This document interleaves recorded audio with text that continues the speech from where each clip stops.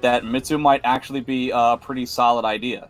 Talim with a lot of highs, you can potentially get lethal hits off of that. A lot of pressure, a lot of in-close pressure, which can be very difficult. Oh, and it looks like it's already... we're going live. It's already here.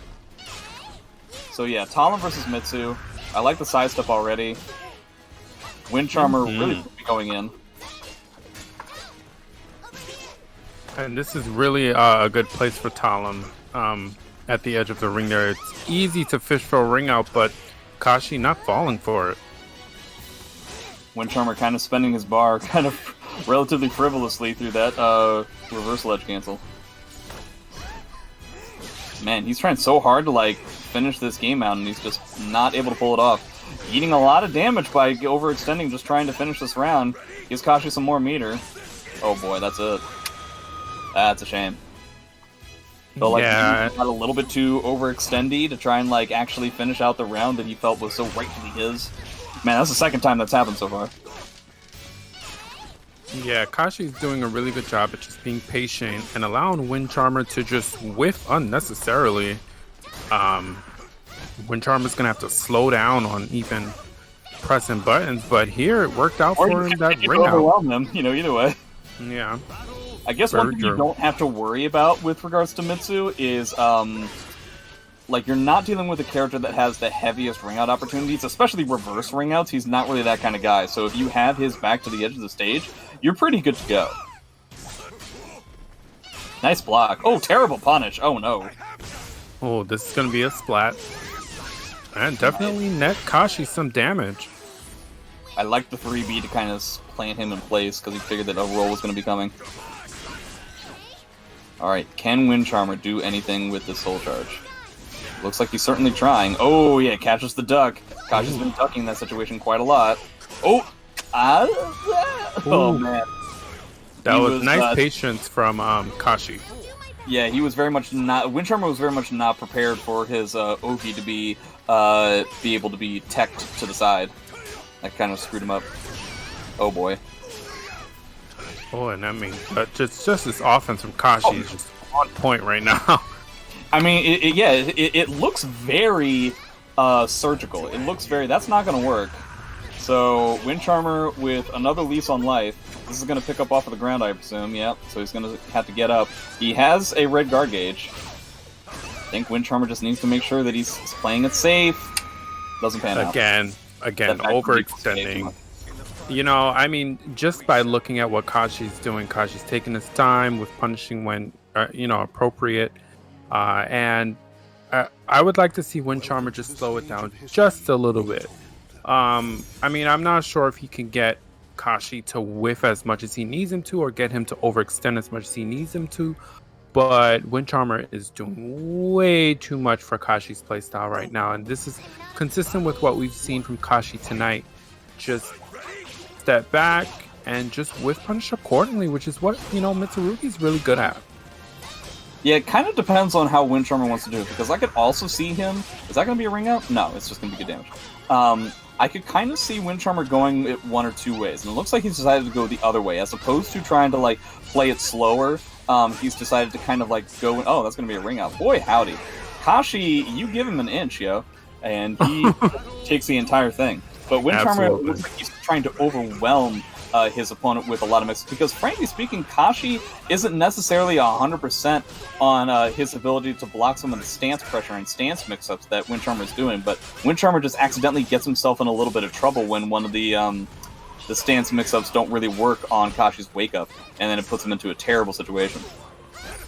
Yeah, and just from the beginning of just from the beginning of the last round, I think Wind Charmer's game plan switched to just trying to mix as much as he can.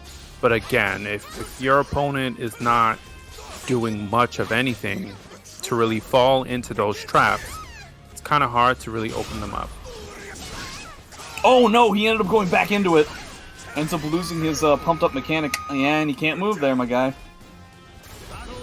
He was not expecting. So, Wind Charmer ended up going for a 2-2A, which is typically punishable, but because he has, I wish I knew the name of it, but because he has that additional mechanic, the 2-2A was significantly safer. So what he was trying to do was a 2-2A, and then to try and beat the attempted punish, try and like move back, but then Kashi out of nowhere decides to go with a 3B on something that I imagine he was under the impression was -12. So I don't know.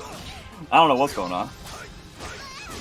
Yeah, and Wind Charmer just had a sequence where he totally called Kashi out, but dropped the combo, and you just hate to see that because, again, when you're facing someone like Kashi, and I don't know about this, but okay, and when you're facing someone like Kashi, if you get an opportunity, you have to finish your plate. You have to. Can you imagine if that was a CE? That would have been the end of it. Decides to GI the third hit. Ooh, fantastic. Whoa, weird combo stuff. And again, just like you said, you literally just said that the last time. Yes. You can't move there, my guy. Yeah, Soul Charge, 3BB on block into B-Slide A. Movement is very much not the way to go. Is B-Slide A, is that a high, or is that just like... No, that is a mid. The important thing is that both in Soul Charge and without Soul Charge, it's pretty massively unsafe. So the idea is that it's effectively a cash out, right? Like it's a big-time bet. So if you block it, you're supposed to get a relatively good amount of damage. The only problem is that it does have a pretty strong... Because of its range, coupled with its pushback, there's a lot of characters that have a tough time punishing it. I doubt that Talim was one of those people, though. Was that... that was 2, right? So... Very fast, too. Absolutely. Yeah, we're gonna go to the next match, Incendiate versus Rayvrc. Okay, Ooh. So Hero versus Ivy. I doubt we're gonna see Ivy versus Ivy, even though that would be fun. Yeah, but I might be wrong here, but I've seen Ray come out with Cass against Incendiate. No, you're right. Before. Yeah. Yeah. I don't know about the specific players, but I've definitely seen Ray go Cass in the past. Oh, okay.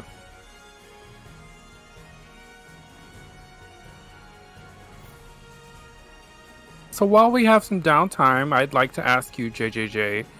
I'm available. DLC for season 3. Characters. Anyone you're betting on, or anyone you'd like to see? I want to see Rock, and I want to see. You know who I would like to see? I want to see Greed. No. Hell yeah. I want to see Greed. I want to see Revenant. I want to see all the SE3 guest characters. Mm-hmm. Including my favorite SE3 guest character, Amy. All right, I'm okay, surprised what about on the Rock. Well, Lizardman's already in the game. So, you know, been in the game since launch. I've actually seen Lizardman gameplay in this game. Do you know how good his CE is? It's not implemented? It literally has no hitbox. Great. Yeah. Think of how good that character would be. I'll end this in no time. Are you done thinking about it? I understand. Yes. It took no time at all. Yeah. I would really like to see Rock because the only version of Rock that I'm familiar with is from SE4, where Rock was, in my opinion, and I think most people's opinion, the second worst character in the game, by far. And all the characters that were frankly really bad to the point of being a joke in SC4 are pretty ridiculously powerful in this game, if only because every character in this game is ridiculously powerful. So Mina, Talim, characters like that. Okay. Punish on that.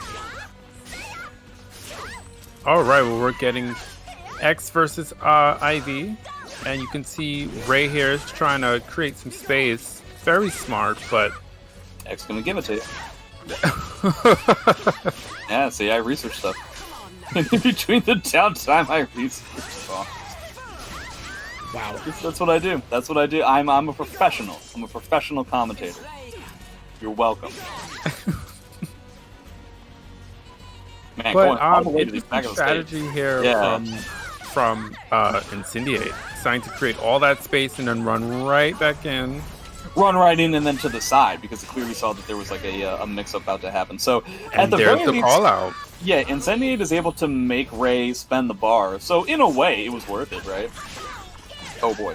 Ooh, that had to be a misinput. Yeah, you would imagine. Nice jump. Was that intentional? That I mean, it could have been a 6. I don't know. Yeah, I don't know. I doubt it was intentional. Though. Really like, cool. Nice punish. All right, that. I mean, if Ivy wants to tech jump, that is not the move she goes not for. the move. So. Still looked really cool. Yeah, I mean, when I play and I get that move, it's almost always by accident. Almost always.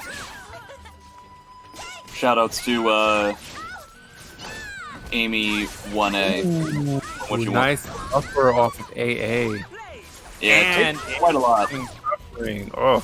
It takes quite a lot to get Incendiate to get hit by a CS.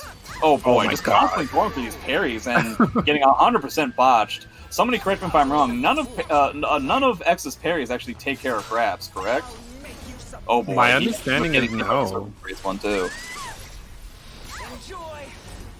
Yeah, I mean, this is just really good from Ray here. What's going to be the Oki's going for the 3B plus K. God, he's got 2 bars, but he just doesn't look like he knows how to use it. Keeps sidestepping so well. Okay, he gets the punish. And not knowing really that fun of a punish, though. Yeah, knowing Incendiate, he's absolutely saving those bars so he can get a launcher into CE. Yeah, you might as well. Or just a CE in general. Yeah. Oh boy, here we go. You would think Ray would know that and adjust accordingly, but I mean, we'll see if it really makes a difference, and it doesn't right there into a ring out.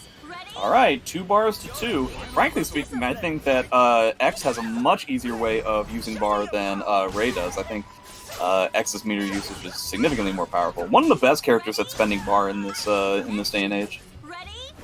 In my humblest of opinions. Uh-oh. Nice sidestep, choice sidestep. Definitely have to spend bar to get out of here, or maybe not. Maybe just be a boss. Okay, fine.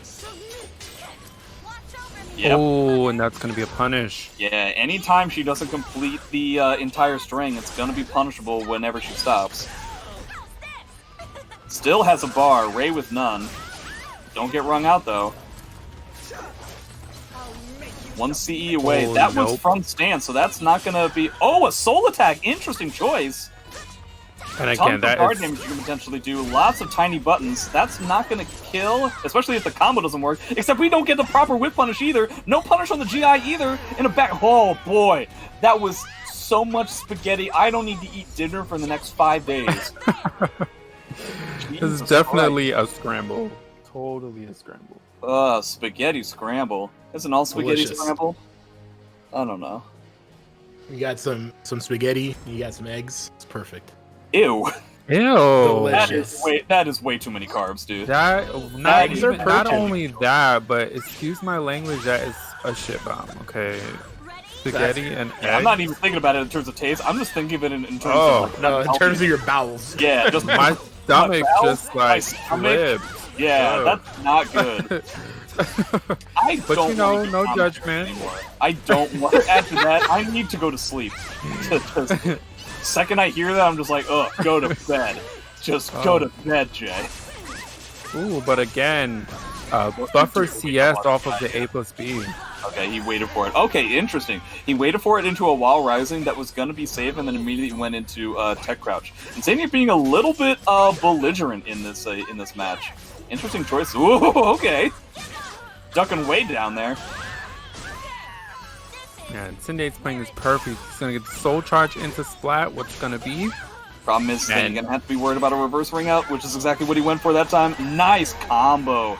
Full range 3B, a typical non-soul charge combo, would not have worked out. This is the first time that we've seen an X use soul charge, I feel like, in a while. A soul charge that's not normally considered to be all that powerful. Oh, nope, that's going to be a whiff. Oh, the invulnerability. Nice tech crouch. Yeah, and I mean... Ooh, that's going to be huge. Is that a ring out? Yep. Probably not, right? Is it? No, yeah, you can AC there. Oh, air control. There's so many opportunities for stuff. Okay, that's it. I'm really surprised he decided not to go for a CE to end the combo, just to make a statement. Yeah, and I mean, what happened there is, in addition to just Incendiate going crazy, I mean, Ray was trying to create some space between him and Incendiate, It's just that Incendiate had all the reads on him. Yeah. You know, like when he soul charged, Incendiate was right there. He tried to go for the obvious reverse ring out. Incendiate knew what he wanted to do. So I think what would have helped Ray out a little bit is to... I know Ivy doesn't really... You know, she's not the best up-close character. But, I mean, if he had taken the opportunity to check X with maybe 3K, maybe some pokes here and there, that might have helped him. But again, once X is on you, she's enforcing stance mix-up. She's enforcing punishing with CE. A lot to handle. Yeah. Yeah, once you're checking X with a lot of mix-ups, I think it should be called a checks mix. We'll be right back. Do do do do do.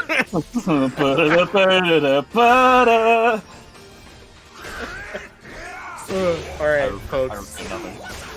Next up is Exander versus Omen.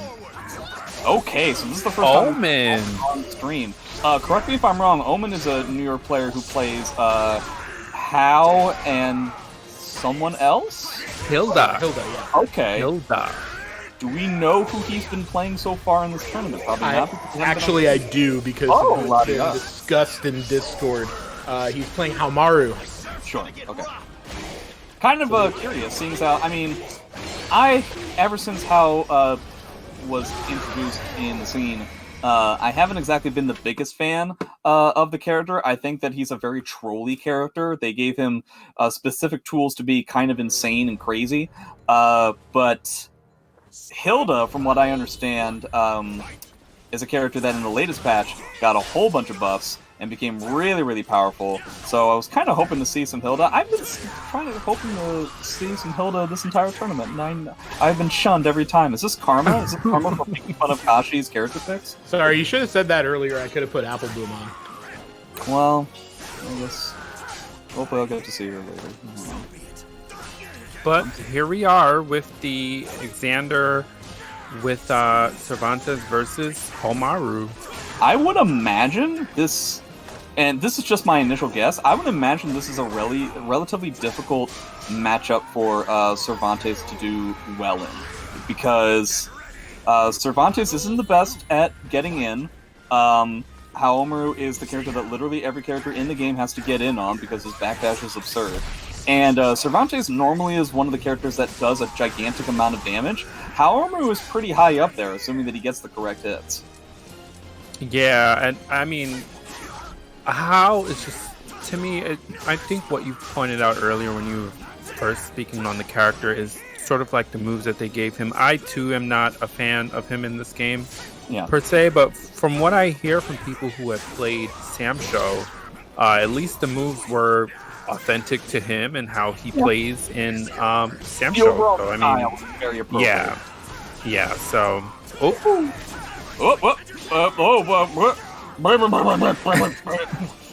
Shots on the guy who drinks shots. Yeah, that was a scramble there, but Exander up 2-0. Haohmaru has Omen has 2 bars. I'm waiting for him to use it at some point, but yeah, kind of interesting to see if he's gonna like wait until he has the Rage Explosion or not. He's gonna see some more of those 2-2 AAs. More Warriors focus, potentially. The fact that he's not getting a lot of mileage on the fact that we're in a huge stage is kind of puzzling to me. Yeah, that's such a good point. Usually I see how players use the stage, especially if they have a lot of space, to their advantage. Oh, yeah. And we're not seeing any movement from Omen, not only because Exander is keeping him in check, but because he's not playing neutral at all, really. He's just going in, trying to open Exander up, and down 3-0. This is very similar to what I was confused about when we saw Exander, who was that, against Wind Charmer, right? Where I was confused as to why he was playing the matchup in the way that he was. And I'm equally as confused as to why Omen has decided to play an aggressive playstyle against this character when I feel like the strength that his character has over his opponents is the ability to keep out and outdamage them through pokes. But maybe I'm wrong. I don't know. Yeah, and again, he has changed his spacing a little bit since the last set. but it's not really, it's not the drastic change he needs. He's trying, but with a blinking gauge, I don't know how much he can do. He's really on the wall. He just needs one more hit and doesn't punish that whiff 3B. That was his opportunity. But the Wild Rising K, that's good. Yeah, pretty spooky stuff. I think that's important information for Exander to have in terms of what Omen's panic situations are going to be like, how he's going to interact when he's in a bind. Definitely, and as you can see, Exander is keeping the pressure up, staying in his face, going for that Wild Rising A. That was a good call out, but no punish on the 3B. Well, now that being said, it looks like for one, his punish did get a little bit tripped up because he was already trying to input sidestep, so we got sidestep stand K as opposed to just stand K. Now this is one thing that Cervantes would definitely have over Haohmaru, is that Haohmaru's -12 punish is pretty awful. It's pretty nothing. It's literally just stand K unless you're a boss in which you get 6's K, like if you buffer it correctly. But other than that, there ain't not much to go. See, that was not a punish. His AA is 14, unless they changed that recently. Oh, that's something I should... Yeah, his overall normals, like his typical standard moves, are much slower than other characters, especially for somebody who has a quote-unquote traditional AA and BB. Ah, that makes sense then. Then that makes sense why that K came out that way, especially if he was already in sidestep. That makes sense. But Exander taking the second round, still have the coming up off the bar. Oh boy. But I'm just surprised Omen is having such a hard time getting anything going here against Exander. Doesn't need to have anything going? Couldn't he just back up and let the game come to him? Whenever I think about Haohmaru, I think of Jimbo Nader's match against Airworthy Impact, which happened on my Parsec stream a handful of weeks ago, and it was this exact matchup. And this exact matchup was effectively Jimbo standing up, putting the controller on the ground, and putting all of his body weight on back tech, just over and over again. But that's exactly what I mean. Yeah. Just Omen is just not getting anything going. The offense is not going. The movement is not going. You're not going to get the punishes. That's just not what that character has. Right. Okay, here we go. Is that Rage Explosion? No, it's not. It's just a regular C. Oh, but again, he had an opportunity to punish something Ooh, there. Ah, yes, the old punish grab with a jump K. Right. Max damage for Cervantes in that situation? Question mark? That was pretty fast. Yeah, pretty quick 2-0. We've had some pretty fast matches this tournament, huh? There haven't really been a whole lot of squeakers. And when they've happened, we've kind of had the same reaction as like, wow, we're surprised that this has happened so quickly between these two players.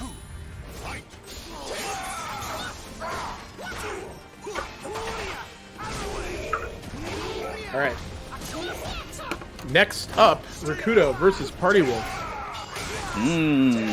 Astamir, please. Please, Astamir.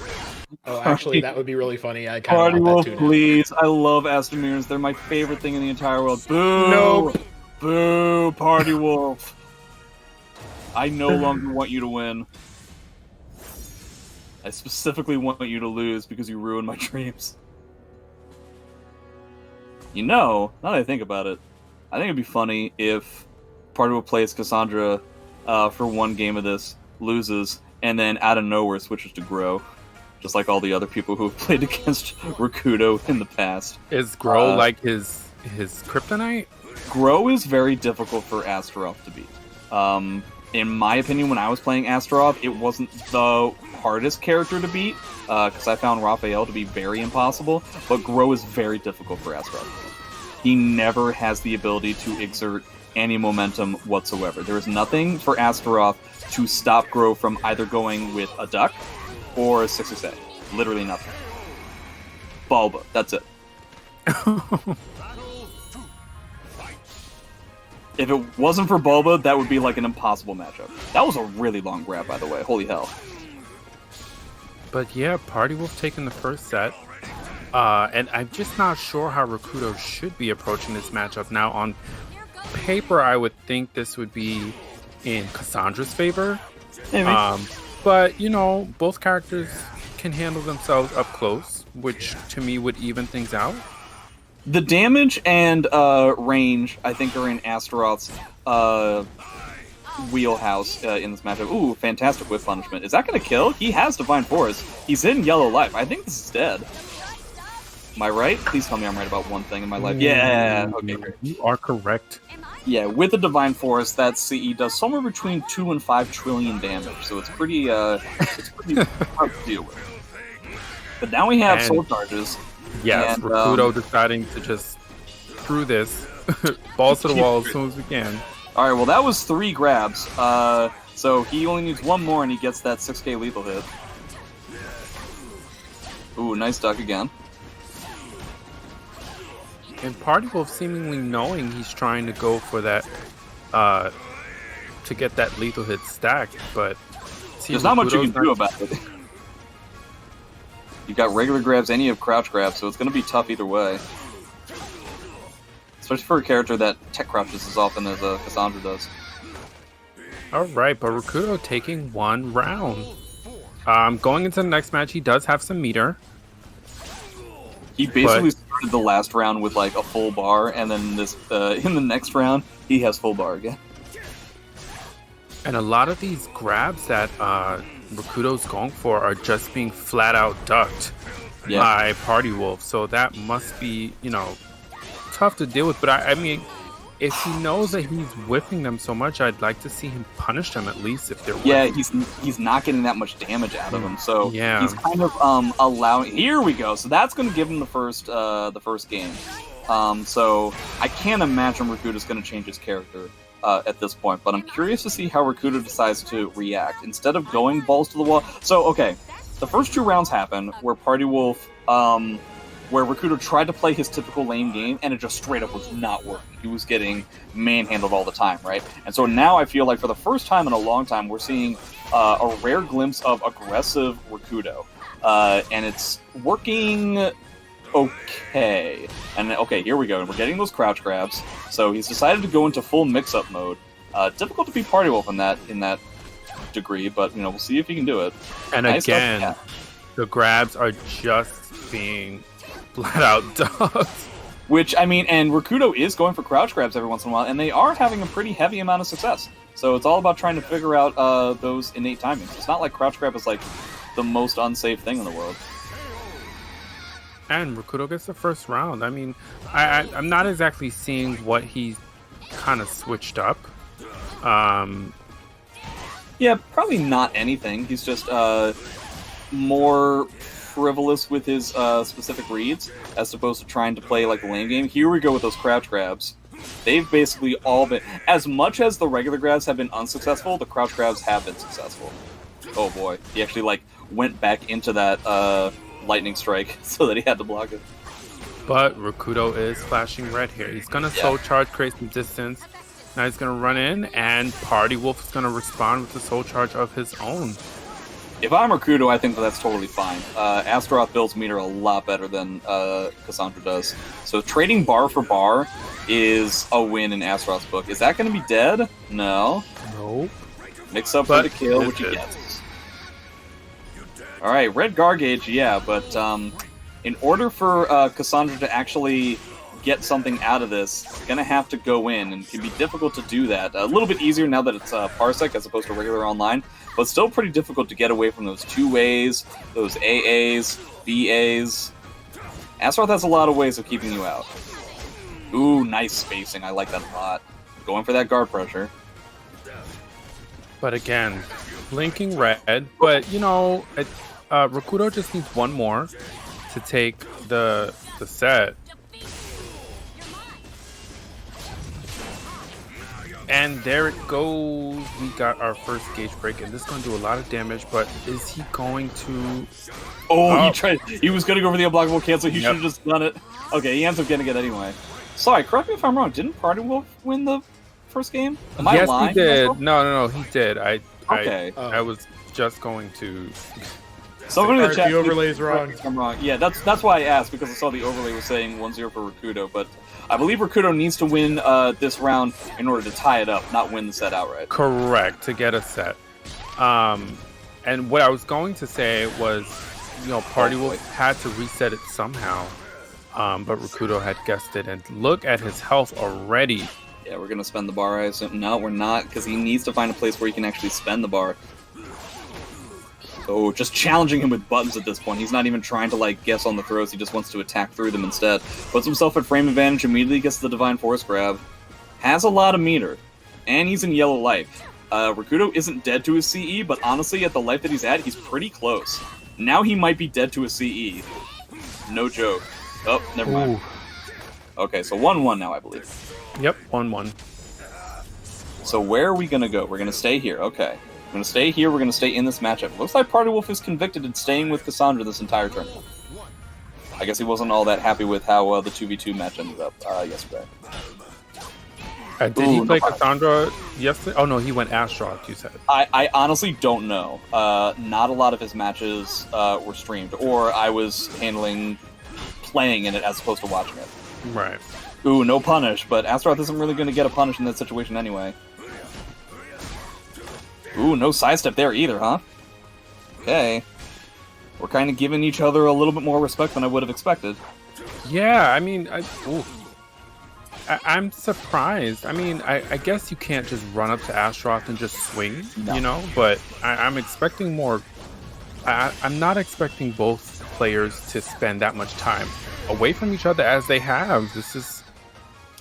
Yeah, that kind of makes sense to me, because Cassandra has such a low amount of range that she definitely has to be tenuous as to when she's going to try and complete the obstacle course that Astaroth is going to be. It's very similar to some of the matchups we've seen earlier in this tournament with regards to Ivy, right? Oh, he doesn't know the unblockable setup, because we saw him lose to the unblockable setups from Incendiate earlier on in the tournament. Yeah, and as you were saying, Astaroth's moves that keep you out don't leave as much room for running in like Ivy's do, so I'm just surprised he's not going in as much as he could. And nice duck on the attempt at the command grab. Immediate duck into punish. Something tells me he was going to do that 2-6B in that situation, whether a grab happened or not. He just had a particular timing he wanted to pull off. Oh wow, gets the Divine Force again. Nice sidestep. Pretty scrappy. But now Cassandra's damage is coming into play. Nice duck again. These ducks are crazy. Yeah, and you don't really... Cassandra does have some really good grabs of her own. So I wouldn't say I'm surprised Party Wolf is trying to enforce him so much, but they've only been mildly successful, but he's been shredding that armor. Okay, so Soul Charge for Soul Charge. Has to be worried about Blade. Oh, and Beyblade, like you said, Beyblade, my guy. Called it right out. Counterattack Beyblade with Beyblade. Nice backstep into duck into Wall Rising B. Gee whiz, how many inputs do you have to do to beat out a command grab from Astaroth? Ooh, but he did force Party Wolf to waste a whole bar. Yeah. And I would... Got him to whiff, but didn't end up getting anything out of it. Looks like he's just going to try and potentially sack this round. Ooh, that was a bit of a... Something tells me he didn't want that. I'm not sure what Cassandra would want that would come out as a reversal edge, but I doubt that RE was supposed to be what it was. Yeah. 2 bars to 1. Cassandra might get her second bar before the end of this round. Astaroth hits pretty hard, though, especially in Soul Charge, so I don't know if he's going to get the bar or not. Oh, no. Ooh. Oh, spooky. Definitely has to Soul Charge to get out of that situation. Oh, gets hit with the lightning. That was so much damage. God, that was so much damage. But what a worthwhile sequence, too. Yeah. It did exactly what he needed it to. Rikuto does have a bar, though. Yeah, okay. Can you survive this? Nothing takes away from the meter. Oh! Random Wall Rising B ends up taking it. Yes. Oof. Nice sequence from Party Wolf. I appreciate the read on the Wall Rising B, knowing that Rikuto was going to feel like he had to get something going. Yeah, and that was his last opportunity, too. He had 1 bar left. He used it. There's really no reason for him to try to play that distant game. He had to go in and try to enforce something. But unfortunately for him, Party Wolf just had to read. Yep. Well, also, like, Wall Rising B, it's not exactly the most unsafe thing in the world, right? There's not really a whole lot that Astaroth is going to do, except for outspace it. And in that situation, when Rikuto had gone for the bull rush and decided to not back up, but to kind of stay in his face to the point where he was going to be threatening either bull rush or a command grab again, he wanted to force Rikuto to make a much harder read. So, for instance, off of that while rising B, what if Rikuto had gone for a crouch grab there? That would have been the end of the game. Rikuto would have won. Like, that would have been a huge amount of damage, being able to, assuming he was right about the command grab. And what's the frames on block for the Wild Rising Beyond Cassandra? Do you know? That's -8, I believe. Yeah, it's so not just like punchable. you said, not Demo's unpunishable move. Even for a character like a character that I play, which normally has an I-10, you can't punish it. So we're gonna close out losers with Rayvrc and Exander. Okay. As soon as I hear from Ray, wherever that guy is. So Ray versus Exander, Surrey versus Ivy yet again. We've definitely seen this in a large amount of tournaments, largely orchestrated by the Sabin DEUS himself. Not well. I mean, yeah. What's up? These players, not as frequently as certain other players with those That's characters. True. But yeah, we see these guys pretty often these days. Actually, same characters, different sponsors, you might say. Maybe. Yeah, while we're waiting on them, Art, you want to absolutely tell people about Abso-freaking-lutely. Alright, guys. So right now, we are at $234 on the match Reno. We can always use your help and support, guys, to make this tournament even bigger. Because remember, a portion of these proceeds are going to the next level. A portion of these proceeds are also going to cover the Cloud Parsec instances and the players. So we have a lot of mouths to feed. So, help us out using the promo code SAVE NLBC 159. Exclamation point match arena. Call up that link. Click the contribute button. You'll donate 50 cents to the prize pool completely free. And you also check out the sponsor quest from G Fuel Energy, Twitch, YouTube. There's tons of free ways for you guys to donate to the stream, guys. And thank you guys so much for contributing to the tournament. Thank you to the top 5 donors: Graffiti Souls, JJJ, OBTV, Alchemist, Beardly here. Thank y'all. Oh, looks like they started up, even though I was just do buttons. And Alexander's on the One Piece side. Yep.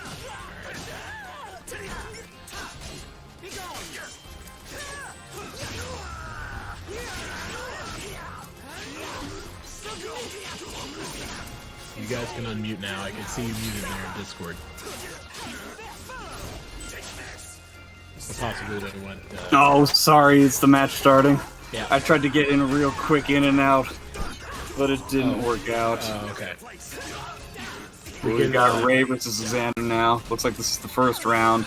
Small stage probably doesn't really matter for either character, as they are long-range / mid-range type characters. Definitely true. Definitely. This can go Xander either Ray to way. be a little bit more defensive, which I don't think is the correct way to go about it. But again, Exander very much can handle himself in this particular matchup. But Ray is a different breed of an Ivy player as he gets knocked off the stage. I thought he was still going to get a wall there, which I guess if he was in Soul Charge would have ended up anyway. But hey, oh wow, nice grab break. Ooh, gets kind of having a hard time of figuring out his footing. And this is exactly what I'm talking about. Ray just goes for things that, when you're facing Ivy players, you expect some form of flowchart. You expect certain moves to come after other moves, and Ray just throws a wrench into all of that. He has a different, unique kind of set play. Ooh, I like going off the wall there. I like being a little bit... It didn't pan out, but I still like being a little bit creative in a tough situation. Nice duck. Nice duck. Fantastic duck into a punish. That was great. Alright, but now he's going to back up and you have to deal with the reverse ring out stuff. So how are we going to handle this? Your soul charge running out. Get grabbed by the toes. That's how you handle it. You're not getting anything out of this, my guy. Here we go. Gigantic damage. Ooh, he gets the leap of it, does he? Okay, he uses it for more damage. Right. I thought he might have had like a ring out kind of thing. Okay, well, that's gonna be give him the ring out anyway. All right, final round of this set. Runs in and starts with a soul charge immediately. And no Ivy tonight has gone for 6 PB, and I'm just so disappointed. I just don't understand why you wouldn't go for that move in soul Gonna charge. have to go into the Ivy Discord and run a riot. Goes for another soul charge into CS. Oh no! Okay, I was gonna say I thought he was too far away. Exander trying to like be a little bit crazy here. There it goes. Oh no! And that's why you don't. And this is why all Ivy players agree you never go for it. Well, I If mean, I had he to was guess, it's mixing just it the up. fact that it's a vert, and the meta right now is all about step duck. Okay, well, Yeah. Ray decided to mash like 15 times in a row and he lost, so probably not the best way to go about it. But that was still a good match from both players. It went down to the Very final close. Yeah. set. And like I said at the beginning, this can really go either way. Gets the lethal hit from Exander crouching. Yeah, I can't necessarily tell. It seems like Exander is incorrect about stuff like 4 out of 5 times, and then that 5th time, boy, does he hit hard. So for overall, the second that he's able to get that one little hit that he's aiming for, it seems to be the way that he's going about this. Kind of like a Joe Frazier type of bob and weave. And again, going for 6-6B plus K on Oki is just... It's just something I've never seen before, and I'm just amazed by it. And it's doing great guard damage, and it's creating the distance that Ivy needs. I mean, it's just such a good move to go for. Right. Oh boy. And he just keeps blocking. He's blocking and blocking. He's getting a little bit of guard damage, but not the most important thing in the world. Yep. Oh yeah. Oh no! It Yep. like redirected. It goes It- 360 degrees? It hits her. It has a hurt box behind it. I knew that as soon as I saw him go on top of the wall. I was like, if he CEs. Oh, that's not going to do it. It's going to come very close, though. I think he's going to have just a tiny bit of health left, like a K2's worth of health left. Yeah. Alright, what are you going to do? No! Don't get overzealous. Nice, fantastic block. Ends up forcing Ray to spend the bar. It's going to be safe, though. No! Oh! What a call out. Clive, He has please just correct me if I'm enough- wrong. If Ivy does that CE from stance, you're not going to get the punish the way that you normally do. It's really finicky, so I can't say for sure. But it's definitely a good tactic to go for. Sure. Because a lot of players, when they fight Ivy and they see her going to stance, they just press buttons like, Yeah. oh, she's free. Oh, I do it all the Nope, time. she's not. And again, Ray's playing this perfectly, creating that space, and the B6 is doing damage. Well, not damage, but it's definitely a good threatening move. Yeah. Wow, that reversal edge K from Cervi does so little damage. I'm really surprised that like there was such a thing as a reversal edge option that didn't kill there. I do like how Exander is playing this too. Ooh, noticing that the wall rising A punish isn't necessarily there for Ray, so that's important information to have. There it goes again. Yeah, okay. I think Exander has found something. Important information. Alright, the 3B punish is there, though, so you have to remember that. I definitely think you should spend bar pretty soon, like right now, except he didn't, okay. Yeah, tried to challenge the 3K hold and got clipped by the 4AA. Trying to move away, and that definitely cleared. Which, again, such a good option to go. It just never occurred to me to even use that move. I usually go for 6BA afterwards because people tend to try to backstep. But going for 4AA also works. And Curious to know why Exander has decided to pick a different stage. The other one wasn't exactly the most comfortable thing in the world, but the fact of the matter is Ivy didn't have anywhere to go in terms of like spacing out and stuff, right? So you're going to have a significantly easier time with regards to space dealing with the obstacle course that Ivy puts down in front of you on a stage like we just had, as opposed to a stage like this. That is correct. You're absolutely correct. If he wanted to be in Ivy's face, you know, she just won on the stage selection right here. Yeah. Yeah, she won on the stage selection. And again, Ray is playing the distance game here. Yeah, maybe he was hoping for like an all-wall stage. That's a bit ambitious. Yeah. All right, he's gonna go do some off-the-wall type stuff. It looks like he's angling specifically, so he has that as an option. Decides to just let Ray kind of kill himself with some of the decisions he's making. Now we're gonna go off the wall? No. It looks like I was just lying about it. Yeah, okay. See, I wasn't lying. Thank you, Exander. Yeah, and I mean, if I was Ray, I wouldn't even just try to even play this match anywhere near the wall. You shut down the wall for Cervi, he's losing, you know, good offense and defense opportunities, which is what he would have had if he at least stayed on the Witcher stage at the castle. Oh, wow. This is so huge. Does he get a CE here? Yeah, dude. This normally is not the combo route that Cervantes takes because it scales so heavily, but I definitely think this is the way to go. Just not enough, but he doesn't have a CE to do the same thing that he did last time, so yeah. Wow. That was so huge. Some sort of like weird situation that Ray was not comfortable with. Normally he's fantastic at that kind of thing, of just picking up certain trash situations that people aren't expecting. Nice RE. Ray is so much he's gonna win, and Exander's gonna take it. Definitely stacking up those gunshots for him, and he has the lethal hit now. I believe I did see that burst. No punish on the 3B. I'm pretty sure that 6/6 KK does not punish that. Yeah, I can't tell, so I assume that he's not going to cash it in here. Yeah, he's going to cash it in on a 3B plus K probably. At least that's what he's going to look for. This is the second bar that Ray had by the beginning of this round. There it is. Wow, he even went for like the super fancy combo. How wooed. One round away from continuing on in losers. Man, that 2A plus B recovering crouching, definitely a godsend so far this match. Yeah, he's avoided so many lethal hits from Ivy. Nice break. Close stuff.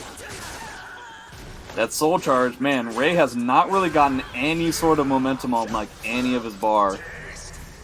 Yeah, he's really just been trying to enforce plus frames off of her 6/6 KK, which, I mean, if you don't have any bar to follow up on a CE, if they try to disrespect, I don't see the point in keep trying to do it.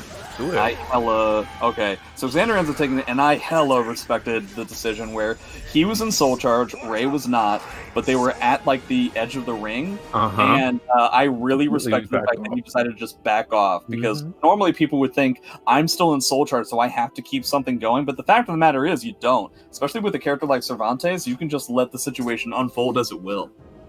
And not only that, given the position on the stage, yeah, you always risk just, you know, overextending.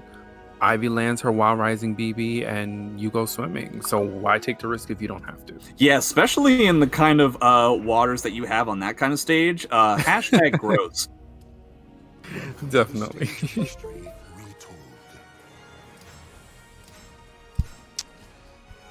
Thanks, guys. Who do you have up next, Ian?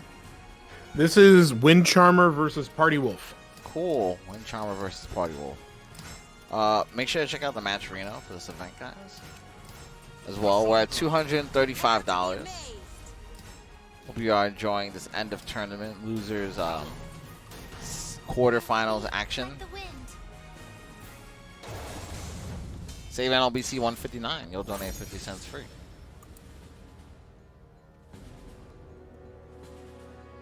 Appreciate all the donations, everyone. It really does help keep these going. Send those coins. Send them. Yeah. Also, if we get enough in donation goals, Carbon Clive and I will create a song based on Whip City. I'm with it. I'm with it. We already signed a contract together during one of the breaks. This is real. This is going to happen, but only if we hit the donation goal. The donation goal is $750 billion. We'll talk about we can guarantee you is this is going to be a slobber knocker between Cassandra nice and Carbon Clive. You like that, right? Yeah, I learned from the best. But Talim versus Cassandra, these two are they're just going to be swinging, man, as we're seeing right now. I have no idea what this matchup is typically like. As you said, both very short-range characters. One that does a lot of stance pressure, the other one that does a lot of good frames and movement. So Yeah, I have no idea. Now, that being said, I actually don't know what happened to Cassandra in the latest patch. I didn't hear anything about it. I've clearly seen what's happened with Talim, because he has, like, new moves and a new mechanic and everything like that, if that's what you want to call it, a mechanic. But, yeah, a lot more mix-ups from Talim, a lot more damage from Cassandra off of individual hits, a lot of brawling, a lot of street fighting. Yeah. But I don't know what that input is, where she swings her shield and it leaves the opponent crouching. Is that 6 BB from her? I'm trying to think of which one you're talking. Where she has her shield, kind of like throwing her shield with her elbow, and it's kind of like doing like the 2 hits. That's 6 BB. Yeah. 6 BB is fantastic. Yeah, it's such a good move. But I'm curious how it functions against Talim.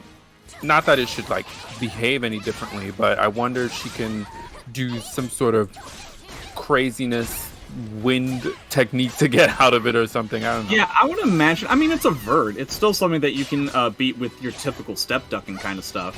I'm kind of curious to see if Party Wolf, as time goes on in the set, decides to go with more 2-6 A's to try and tech crouch under some of the pressure that Talim tends to pull out, which is normally highs. But that being said, Wind Charmer has which I learned yesterday, has a definitive knack for doing stuff where he doesn't do what you would expect a typical Talim player to do. He doesn't use CEs the way that you expect Talim players to do. He doesn't pressure and try to go for damage the same way that Talim players do, because he kind of assumes that the people that he's playing against already know about that sort of thing, so he kind of just goes for frame traps.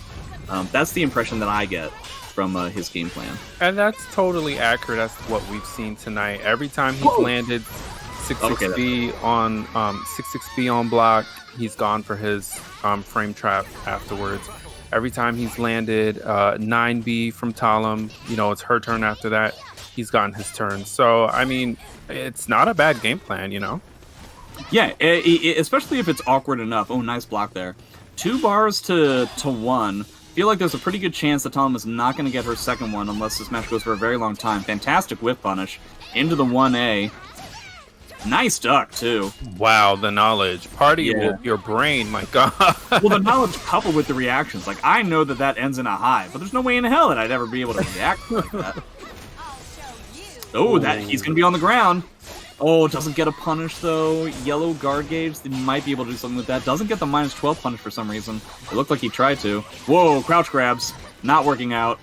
Lots of weird stuff going on. Wind Charmer continuing to go. Red guard gauge. And that's it. But Party Wolf is going to have to be careful here. Because, like you said, his gauge is blinking red. Oh, fantastic side step. Boy, howdy. Woo-wee. Everyone take a breath. I said a lot of words there. That was a crazy that was a crazy sequence for sure. Yeah, Wind Charmer was just going off. Party Wolf got that one hit, but then it turned out to not be enough, and so it was plus frames, into wait some more, into reversal edge sidestep. And again, just like you were talking about earlier, that is sort of his playstyle. There's nothing wrong with doing that, especially if it's your turn and you know that that's how you're going to trip up the opponents that you're facing. By all means, let it rip. Yeah. It's also just important to not be predictable. Obviously, the biggest weakness that a player can have in any fighting game is predictability. And the biggest strength they can have, in turn, is unpredictability. So any option that is within reason with regards to frames is a good option, but it immediately becomes bad if the opponent knows that it's going to happen. Wind Charmer kind of has a style that specifically, at least in my eyes, kind of goes against what is typical for Talim players. Yeah, for example, he does not mash CE at all. I know, right? Like, that's you like always Talim expect 101. CE to always come at you, but he doesn't do it. He doesn't do it at all. But Party Wolf taking that first. I'm sorry, Wind Charmer taking that first set. No, that was Party Wolf. Are the names? Or, sorry, you mean to say that Party Wolf won the first game, Wind Charmer yes, the first round. I'm getting, there's a lot of characters. Yes. It just, okay, yes. Wind Charmer now 2 rounds. Oh, no. Fantastic catch on the pseudo frame trap. Oh, wow. Went for a pretty heavy read there. Fantastic. Oh, nice dog. Oh, my God. Jeez. Wow. Ooh, the 1A. Wow. You cheesy boy. Wow. You sneaky man, you. Party Wolf totally just stealing that match from Wind Charmer. You hate to see it. Lots of side steps coming in from Wind Charmer as well. You definitely using the step ducking kind of stuff that we don't see from other typical Talim players. I like that. But the overall amount of knowledge that Party Wolf has about this matchup specifically is very impressive. Right, he's going to push him towards the edge of the ring, goes for the soul attack. That's it. And takes it. All right, so Party Wolf doesn't get to spend his bar, so he ends up getting virtually no bonus bar. Pretty important. Oh, Whiff City at the beginning of the match. Wind Charmer, damn. City. I'm gonna say it every time. Now I can get it out of my head. I love that song anyway, so lots of damage on that. Holy hell. Ooh, goes for the soul attack. That's so smart. Her soul attack is a Hori, so yeah, you can totally do that. You don't have to be worried about Wind Charmer sidesteps. Okay, and I like again, here comes the meter here. Yeah, and here he comes again, enforcing his frame advantage. And I tried to go for that ring out. Thank you to TBC Bukak for the raid. Naruto. Oh hell yeah, Naruto GNT4. Yes. Like Naruto. my first competitive game. Naruto. Shoutouts to me from, what was that? That would have been like 2006, 2007. Oh boy. Were we ever so young? Yeah, right. All right, we're getting another change, another stage change here. Yeah, pretty lopsided. Tied up 1-1. This is about as neutral as it gets. We've had this stage a lot today, huh? Did we? I don't know. Yeah, we've had the snowy stage like over and over again. I remember snow really, really well. That's just a thing about me. I remember snow because I remember how often we got this stage, and I was the one who knew Snow, the Ivy player that we had before. I know, right? Yeah, you weren't expecting me to throwbacks, callbacks. You know, honestly, I was expecting you to link it to Detroit. I was just waiting. I don't know anything about Detroit other than it's a rock city. Ooh, going for that high, but the tech crouch 6K that Talim got a while back, saving the day off of that frame trap for Wind Charmer. Finally pulling ahead in this set so far. Just 2 more rounds. And Party was definitely staggering more during this set than he normally would.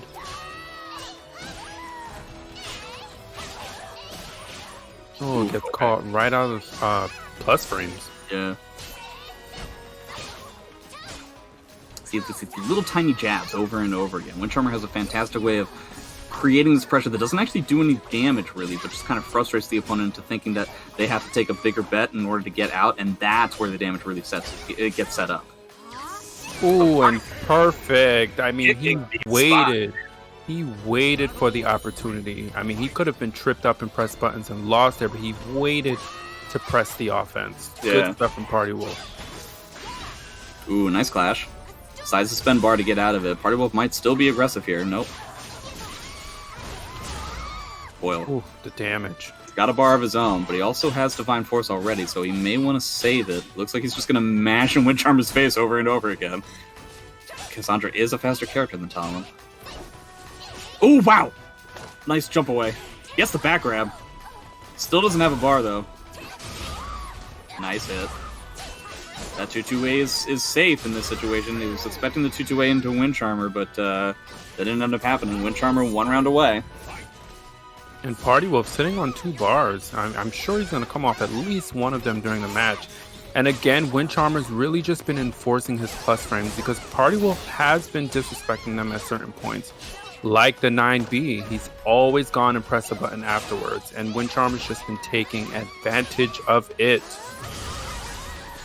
Still has 2 bars, though. I was going to say, the millisecond he has the opportunity to spend bar, he should. Doesn't finish the string, so it's not technically safe. Oh, nice little, like, tech tuck. That's not going to kill. It's going to come really close, though. Ooh, I like that he saved his Divine Force. Okay, so 1 bar to 1 bar. This is literally as close as it can get. No real guard damage to speak of. Talim might get an additional bar if this round keeps going the way that it is. While Rising B is the truth. Shoutouts to Tamanegi. And Soul Charges to push him further against the wall.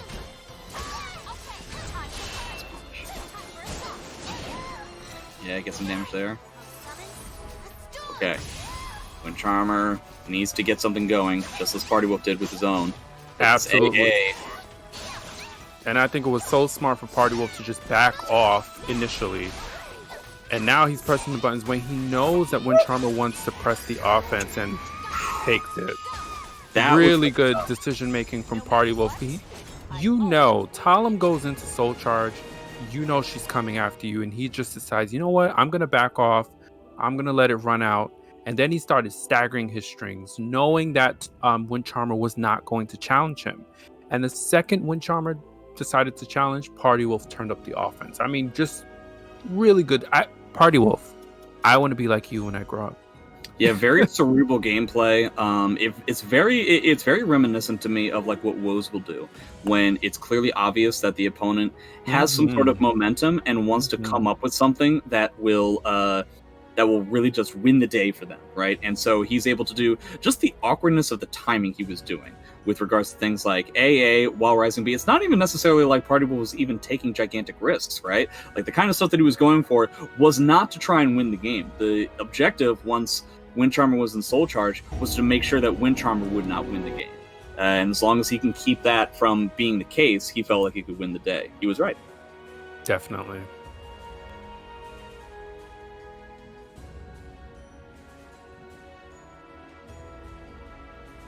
So Party Wolf is going to continue, so I believe that sets up losers semifinals as Exander versus Party Wolf.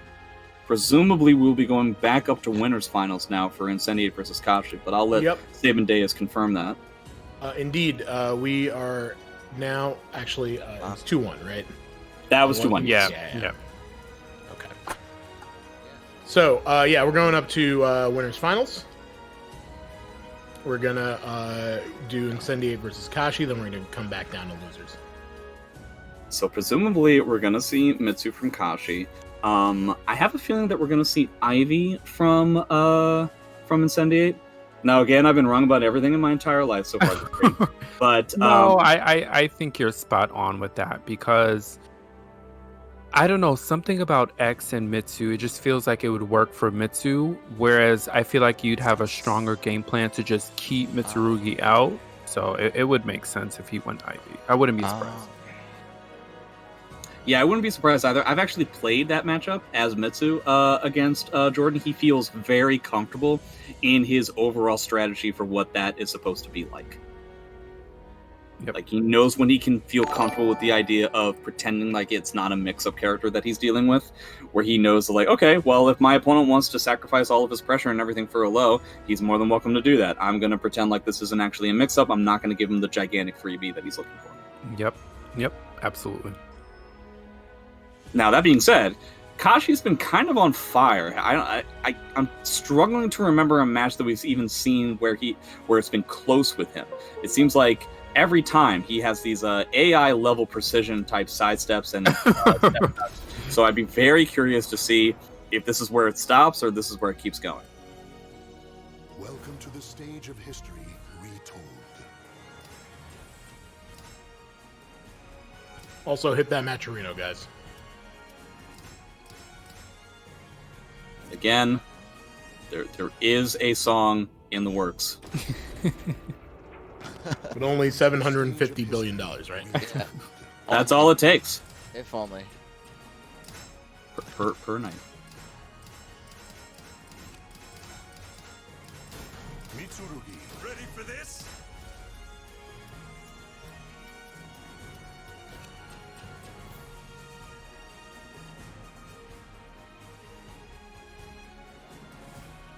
He is going X? Oh, please, Jordan, don't make me look like a jerk. I already feel so self-conscious of feeling like a jerk already. Please don't do this again to me. Uh-oh. SpaghettiOs. Xianghua. No, Jordan, no. Don't do it. Jordan, think about this. Think about our friendship. I could barely get that word out. Jordan, no! And he goes for the X pick. I'm surprised. I don't really get that. I'm actually legitimately surprised. This is winners finals. So this is 3 out of 5, correct? This is best 3 out of 5. That's right. Oh, well, Incendiate is known to switch it up and just try things. So perhaps he values your friendship and is just trying this out. He will go with Ivy in the end. He doesn't value my friendship at all. Hashtag top 10 anime betrayals.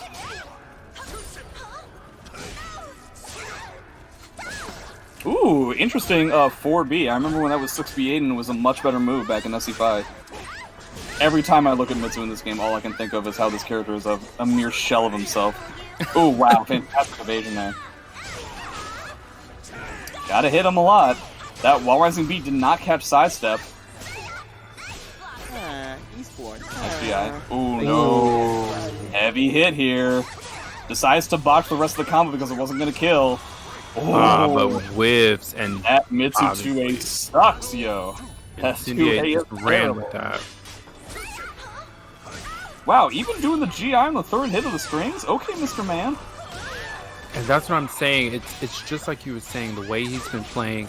It's not only about movement and ducking and, doing all the right things, but just taking every opportunity to show his defense. Just like you pointed out, 1-1. AAB, out of Xianghua, it's punishable. You don't have to GI the third hit. Right. I think I 100% understand why Incendiate went for X as opposed to going with Ivy. You want to hear it? Absolutely. So this is why it happened. Incendiate could have gone Ivy to beat Mitsu, but that would effectively be playing exactly what Kashi wants to have happen, where he is the person who is chasing, and his opponent is the character who is trying to run away, right? Incendiate wants to hit him where he goddamn lives.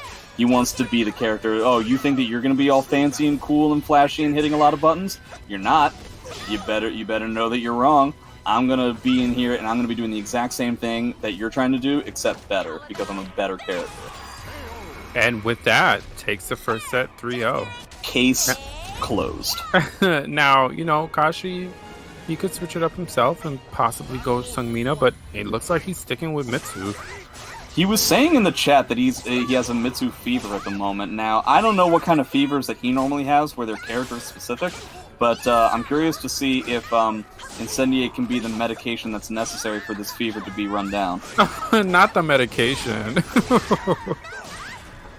No, that would mean that the fever goes down, so now he doesn't feel so hot on Mitsu, right? I know. You know what? I'm going to defend that allegory I made, okay? I think that it works. Nobody can it tell does me work, but I'm just laughing that I'm literally folding my arms in my chair and pouting. I can see it. I can see it now. That's creepy if you can see it. Please don't tell me that you can see it. Please don't say that to me. Nice duck. Guess that Wall Rising B, I kind of wish he would go for something else, because on normal hit, that's not really going to be all that great. Ooh, that full crouch to B beats the armor? That's gross. This matchup looks like it sucks. Oh, no punish. No punish. I don't know, my guy. And one of the moves that I've been seeing that's pretty... and that should kill. One of the moves I've been seeing out of Kashi that's been consistent all night that catches his opponent stepping. I'm not sure what it is, but it's that kick move where he, steps on their toe. Oh, 2-2K. 2-2K? Yeah. Yeah, that move got buffed pseudo recently. So on normal hit, it is neutral on hit, and then if it is counter hit, Mitsu's at +4. That was the pseudo recent buff. But yeah, it's a pretty fantastic move. I like it a lot. What he tends to do, what I see Kashi doing a lot, is if he ends up getting a weird Oki situation, fantastic 1A lethal hit, when he gets a weird Oki situation that puts his opponent into a bad stage positioning, what he tends to do is, instead of committing to a big-time low-mid mix-up, he just goes for 2-2K kind of over and over again, to force his opponent to actually try and take a bet, as opposed to just trying to statue block it out. And it's a good call out because again, now that you've informed me, he's getting plus frames off of it, and it's unexpected. So it works out for him perfectly. And let's see if Incendiate gets his mix up. Nope. That is gonna hit. What a call out! Fantastic stuff. What a call out! Fantastic rollback there. I remember this is something that Enders was telling Incendiate about when we were having to fight against Zeph's X. Yesterday in the 2v2 tournament, where rolling back on that kind of Oki is definitely the way to go. Fantastic B6 lethal hit. Whoa, that's not the combo. That was a 6A into 1B combo instead of everything else he could have done. Goes for an AA punish when she's crouched. Kashi's understanding of what this character does is a little bit weird. I mean, he gets to see he's not going to kill. I'm pretty close. This is a techable knockdown now, so the Oki is significantly worse than X's CE. 2-2K. And again, 2-2K for the win. But that was a really good call out and interruption from Kashi. Knowing that Incendiate was going for a lot of the stance shenanigans, he was really trying to mix it up, trying to catch Kashi pressing a button, and Kashi tells him, well, you're just going to eat a CE for it. Yeah, okay. It looks like Kashi has some understanding of what the timing is going to be on some of Incendiate's pressure. And so now it's up to Incendiate to play that extra game of like adaptation hot potato, as I like to call it, where your opponent has adapted to you, so now how quickly can you adapt to their adaptation, right? And so now there's a good chance that Incendiate is going to play it a little bit slower, so that he doesn't end up like giving his opponent stuff like that 1A that Kashi just tried to go for, off of like the lethal hit. Yeah, trying to go for those parries, those auto GIs. Yep, but at the same time, you know, you cannot, I mean, not that you would, but you can see Incendiate is sort of waiting for his opportunity, and that's what's causing Kashi to go. And there goes his opportunity in the crybaby. What character you were playing against? That's on you, my guy. You know, he probably did forget that she. Well, I'm guilty of that too. That he wasn't going to be as close, because I think he was kind of like hoping in his heart of hearts that the missed AA was going to ring out, even though there was no way it was going to. And then when it didn't happen, he was like, okay, I got to keep going, because Incendiate has just literally sat there not pressing any buttons for like 15 years. Yeah, and the momentum was on his side too. Like as I was stating, he is seeing that Incendiate wasn't pressing buttons, wasn't really moving. So why not turn up the momentum and to eat a crybaby? Just God, I'm gonna steal that from what I'm seeing Kashi do, where instead of going for the full combo when he gets the 2-6A, he will go for 2-6A instead of extending the combo, so that they fall right in front of his face and he can get some sort of a mix. You'll also notice that's the only time that Kashi will do 1BB, because Xianghua actually has the ability to punish that like on hit. So I'm curious to see if that ends up coming up later on in this match. And again, these two are swinging, and I mean, Kashi has ducked so many of those grabs. This is going to do a lot of damage and takes the round. Yeah, that does. Yeah, that does a lot. So it's kind of unfortunate, and he didn't get to spend his bar. This is not for the match just yet. This is 3 out of 5 because of winners finals. Didn't catch that duck, unfortunately, and no punish on 3B. Trying to go for something a little bit heavier. Very surprising he would go for this many grabs. Definitely making a statement, as Jordan is wont to do. And there it is, yeah. And again, picking there is just like you. What did you call it? Something hot potato. Oh, adaptation hot potato. Yeah, and that's exactly his timing, and so Incendiate now has to adapt to his adaptation. Yeah, and that's exactly what we saw there. The multiple grab attempts, followed by the 2-2B. Now that being said, lots of meter from both players. Obviously, Mitsu with a significantly stronger ability to use meter for lots of damage, but the punish capabilities that Incendiate has with a lot of meter from Xianghua is a pretty big deal too. Lots of guard damage coming in here too. I doubt that it's going to matter, but it might. Ooh, that grab doesn't work out. I don't know why. Important to note, Kashi is dead to a CE here. That's why both players had to... Okay, so he decides to go... Oh, he spends the soul charge. I'm really surprised by that. That is not like Incendiate to really spend that bar when a, launch into CE is possible. Ugh, so close. Oh my god.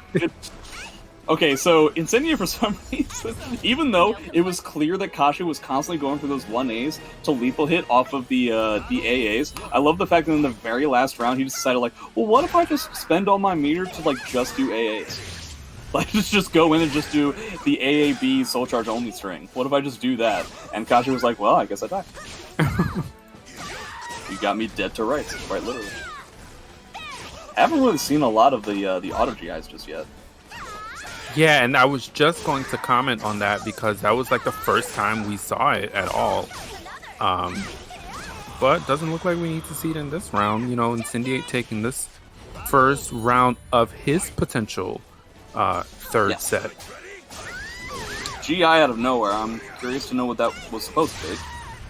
Wow, even off of the... Okay, so he gets the lethal hit off of the 6A, even if the second... I love the fact that he didn't actually complete the 1BB. If he had done that, Kashi would have been dead. Ooh, he doesn't get the punish. You're supposed to crouch grab after the 1BB on hit when you're X. Alright, and Kashi answering back. Runs up into grab. Wow, tech forward AA, huh? Ooh, a jump kick into GI. Nice side. I didn't even know you could do that. Yeah, it's the SC5. The activation on that has always been mad slow, so if you end up activating the armor through something that recovers very quickly, it's very similar to like an RE, where if you can react to it quick enough, then you can kind of like eliminate the effectiveness of that move. Yeah, he totally... And there we go, launcher into CE. He totally just shut down the armored move. That was just so impressive from Incendiate, just to have the wherewithal to sidestep there.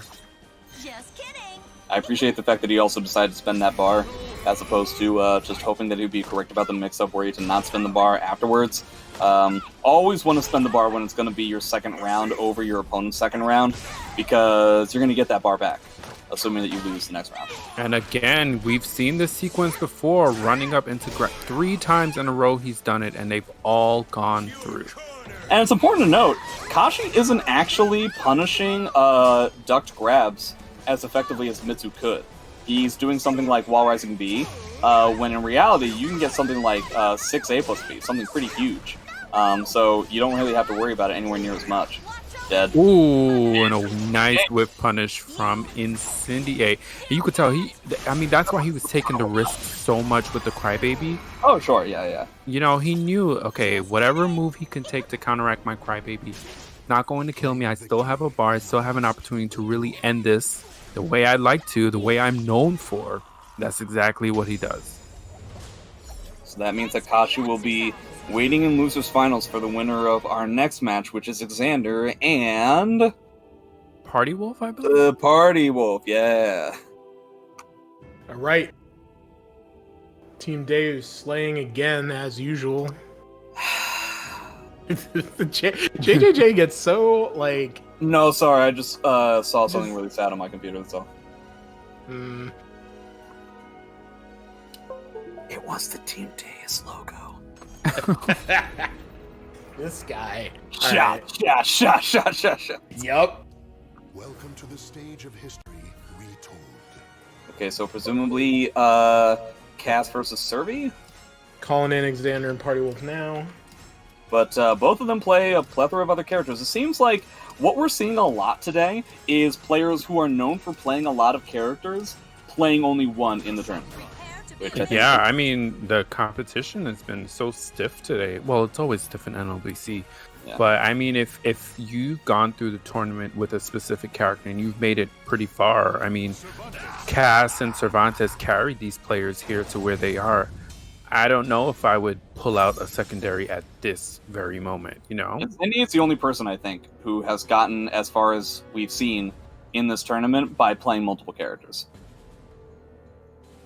And then with him, well, you know, that's true. He always has, like, the 2. Yeah. Alright, so much... I'm trying to think of what this matchup was like. Party Wolf, again, basically, like, the only person who plays Cass in any of these things. So I'm trying to think of, like, what the matchups are like, but I'm struggling to remember what my Cass matchup knowledge was like before. If I ever had any. I mean, I would think... That back grab was insane. I would think, as we're seeing right now, Cass's movement and buttons is really going to stop Exander from exerting any type of offense, you know, because Cass is just going to be weaving in and out. And Exander is he's just ducking. I'm not ducking, he's just blocking. It's important to note that, again, very similar to the match where Exander was against Windcharmer, I don't think it's actually necessary for Cervantes to play this in an aggressive way. Yeah, he's not going to be able to exert pressure, but I also don't think that it's necessary. I'm, again, kind of confused as to what Exander's decision is in terms of the gameplay. It leads me to believe that there's something about Cervantes, maybe in the latest patch or something like that, that I happen to miss. I don't know. Nice hit. Alright, ratcheting up that lethal hit. Party Wolf's gonna have as much meter as one can have in the entire world. Versus none. Now to take your soul. Battle 3. Fight. Alright, he's going to take some back steps here. Really kind of just relying on Exander to really throw something out that he's not supposed to. Oh, wow, that was so much damage. Holy hell. Nice punish on that minus 14. Gets the full punish that you can get with, you know, with the frame advantage and everything. Good stuff. Again, 2 bars to pretty good amount for Exander, but Partiwell's going to have that bonus bar waiting in the wings. Wow. Oh, did he just grab him out of the... Yeah, that K2. Jesus Christ. Imagine going for K2, one of, like, the safest unseeable lows that that Cervantes has, and taking 45 million damage on it. If that happened to me, I would be like, I don't want to play this game anymore. She might as well just dragged him by the foot. Yeah. Which But is we're exactly getting why we need Rock as a third season 3 DLC character. But, you know, I'm expecting a soul charge at some point from Party Wolf if he wants to close this out. It almost looks like he doesn't even need it. I don't know. I mean, he technically he doesn't have to, but he should have. I feel like soul charging would have just reset the pace at that moment. Maybe would have given him some kind of edge, but you know, as you say, he didn't need to. But soul charge from Exander. What's he gonna do with this? He's gonna go in, and Party Wolf's gonna respond. First time that we've seen Party Wolf actually expend resources to eliminate the resources that Exander has. Definitely makes sense, but he ends up eating a lot of damage anyway. He still has an additional bar of his own even after this. Oh, that could have been so much more. Scary stuff. Has the Divine Force, decided to spend the bar. He's got a lot of work to do, but he can definitely do it. I like the challenge with the 2A. Oh no. Oh, it's gonna be a lot of damage. Yeah. Run up AA. Oh, that's it. There goes the punish. You decided to go all out for it. Party Wolf making a real solid work to make Exander make mistakes and go for stuff that is unsafe. That's definitely what Cervantes is going to have a tough time with regards to Cassandra, a significantly less safe character. Yeah, because, you know, Cassandra, she really doesn't have to stick much buttons out. She can sort of play the same game Cervantes wants to play. She just is going to play it better. Yeah, I mean, you know, she's going to be a lot faster at it. And traditionally what you see from a lot of Cassandra players is trying to overwhelm their opponent with a ton of buttons. And just try to, like, exert the frame disparity. But it goes all the way back to what I was talking about at the beginning of this tournament. A character like Cassandra being in your face is a threat in and of itself that's enough to force the other character, the slower character, to make decisions that could potentially cost them the entire game. Definitely. It's not something that you're going to see from your typical Cassandra players. This is something we're really getting into top player echelon type stuff at that point. Alright, Exander taking the first one. Let's see what he does here. He's trying to land some of these pokes. Deciding to soul charge after that 2A plus B. Yeah, going for poke is definitely something that I think Cervantes could do in this matchup. It's just that hit pokes are a little bit longer, and so you kind of have to space them out a little bit better, because otherwise they don't have a candle they don't hold a candle to Cassandra's. You see him going for stuff that's safer, stuff like 2B. Yeah, that's punishable. And I mean, Party Wolf is not letting anything escape him without punishing it correctly. Yeah. It's exactly what you want to do. Yeah, that's exactly what you want to do against Cervantes. You have to punish those moves that are punishable. Who did Party Wolf lose to? Did we see that match? We did. It was... I know he beat... It was Raymond.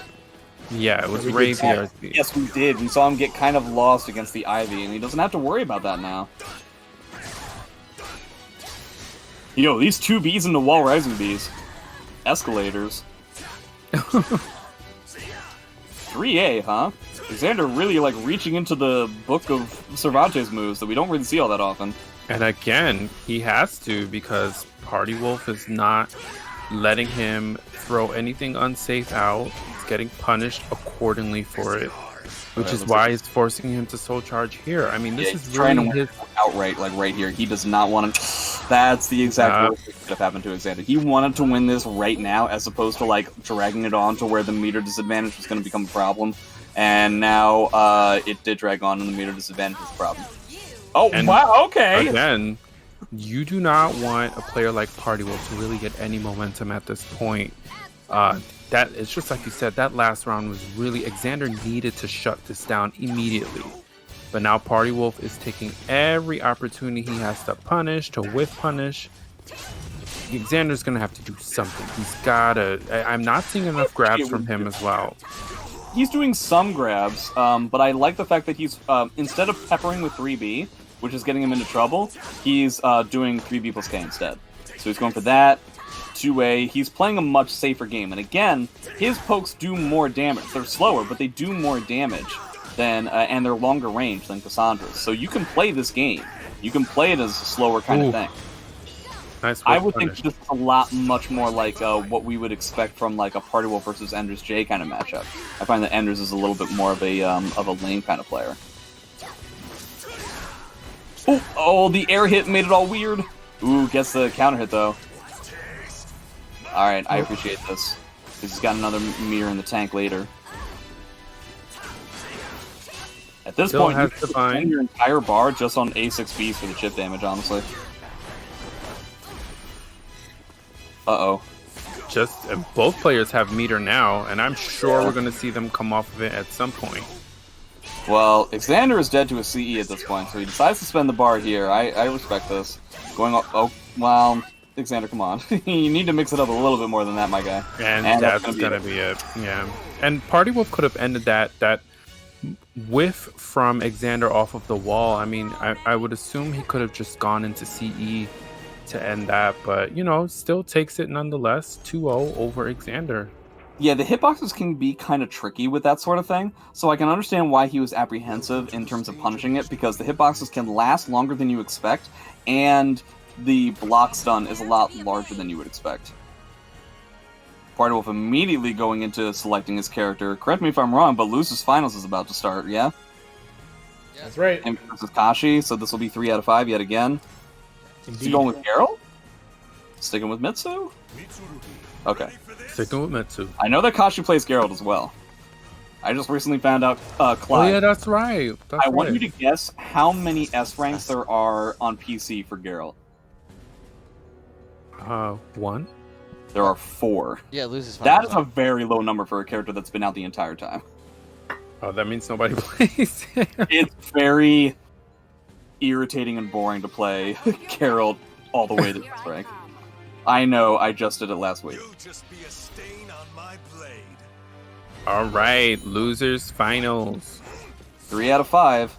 The unstoppable Kashi, who was just recently stopped by Incendiate, both trying to match up to see who's going to go fight Incendiate in the grand finals. These ducks are kind of insane. I think this is much more what Party Wolf would want out of a match as opposed to trying to play it against Ray and trying to go in again. I honestly don't know who wins this matchup. Me neither. I mean, both. It's just the combination of the characters as well as the players, given how they played tonight. This can really swing either way. I mean, right now, it's in favor of Kashi. He's looking like he wants to take this first round. And also, I would think...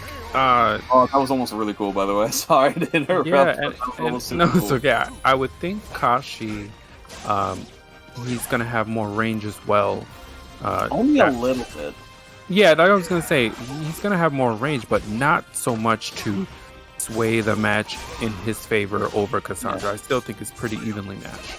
It's not very often that Mitsu is the keep out pokey character in Soul Calibur 6. That was very much who he used to be in 5. I wonder if the crouch grab is going to be coming up a little bit more often. Oh, no 2-2A. That could have been insane. Definitely, this is a very perfunctory type of rhythm both players have so far. It's kind of weird. Ooh. Okay. Gets the backdash. So what are we going to do? How are we going to end this party? Well, we're going to end it with a jump. Alright, so about as even gets. I don't think either character has any guard damage to speak of. I don't think either of them have any guard to speak of. They basically are just hitting each other. Yeah, and I mean, Kashi's going into his stances a little bit more. Not sure if it's really going to get him much at this point. Running out of the, there's a little bit of a meter disparity now. I'm curious to see. So we haven't really seen Party Wolf go for aggressive meter type usage. We basically just see him keep it until his opponent uses his. He doesn't want to be down in the meter, the resource game. So I'm curious to see if we end up who's going to be. This is really, really tight. And that's not going to do it. Technical knocked. Oh no! He can potentially try to beat it on the burst. Oh, fantastic wait to try and beat out the RI. Boy, howdy, that was really good by Kashi. Yeah, definitely. And I guess Party Wolf was expecting Kashi to run in and do something, but yeah, run in and do a mix or something once the opponent thought it was over. Okay, I mean, these two are just taking their time trying to fill each other out. Both have tons of bar. Nobody's really using any. Here we go. Okay, yep, bar for bar. I mean, the way how this match is so even right now, just they both use their bars at the same time, have the same amount of meter. And they're both very similar soul charges, so it's interesting to note that that's the case. Trying to poke out with that AA after that grab didn't work. Is he going to want to try and spend the bar? You don't get a bonus one, Party Wolf, so you might have to figure this out. What? Oh, is that a combo? Is that like a new soul charge string, or am I just stupid and that's always been there? It beats me. I wasn't expecting that to combo either. Yeah, it said 4 hits. So that was a combo. I know the 3 hits works, but I don't think I was aware that that was a soul charge string. Welcome to the stage of history retold. Somebody in chat, please let me know that that was a soul charge string or not. It's definitely something that I'm going to remember for later on. Oh, yeah? Okay. Gonna get a little Kilik. First game, and now we're going to go over to Kilik, the character that everybody knows Party Wolf for, despite the fact that he had significantly more success with Cassandra. I wonder what made him switch. Wants to play a longer range character, I suppose. I can see how it would be difficult for Mitsurugi to kind of complete a game plan for a character that has the kind of range and the kind of frames that that Kilik has. And I gotta say, we're playing a lot of like lower tier characters in this losers finals, huh? Kilik, Cass, and Mitsu. Whoa, Cass is low tier. Is that the? I would say that Cassandra is lower tier than characters that we typically see in this kind of stuff, like Mina and Nightmare. And, okay. As well, right? Like I would say that Cassandra is relatively weaker. Yeah. All right, and looking like the Kilik is working out during the first set, but you know, even though he might have chosen Kilik to create, well, not create, but to play this at a longer range, he's actually dodging in and out, taking his opportunities to go in, press the buttons, and go right back out. He's playing a very different game plan than what he was going for before, which obviously I think was the whole idea, right? Is the idea of getting Kashi kind of off of his game. Now the thing is, let's say this match is a total landslide. Ooh, I really like that 3K. That's definitely one of the best round enders in the game. I definitely think that Kashi still has the capability of coming up with some sort of an adaptation, even if this game were to be a landslide, because he has this bonus game. He was ahead in the first game, right? So he definitely has time to try and figure this out. Definitely. Especially because it's 3 out of 5. All the meter in the world. Huge punish, though. Oh, wow, into the mix. Still not enough to kill. Nice. That's the second time he did that, and what a quick 3-0. The Kilik absolutely working out for Party Wolf. Now, is it a chance we might see a character? No, we're not seeing a character switch. We will only know once he's literally going to sacrifice his entire tournament life on Mitsurugi. Something tells me, what with the fact it's already third. Oh wow, that was so fast. He already has third, which means he's already doing pretty well in this tournament. It's a weekly tournament. He plays in a lot of these. I see him sticking with Mitsu. Yeah, you might as well stick with Mitsu the whole time at this point, right? Especially if it's gotten him this far. Yeah, exactly. Be another game. Because if you just keep running every time your character just happens to not do all that well, it's not really a character you're interested in picking up. It's just a character you happen to be playing at the moment. Oh, a nice side switch. huh? Yeah, I'm kind of surprised he didn't break it. Oh, that's going to be a lot of damage. Alright, here comes the sequence from Party. What's going to be? And what a sidestep from him. Didn't get much off of it, but here's that range game we were talking about.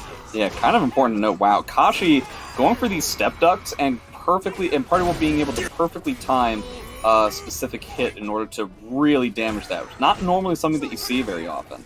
And that's what in the game nowadays. Yeah, and that's what I was going to point out. The punish that Party Wolf is going for, it has worked every single time, and it's always just like come in clutch. Right. For Party Wolf. As he goes into Soul Charge, is this going to be out? That was a fantastic combo.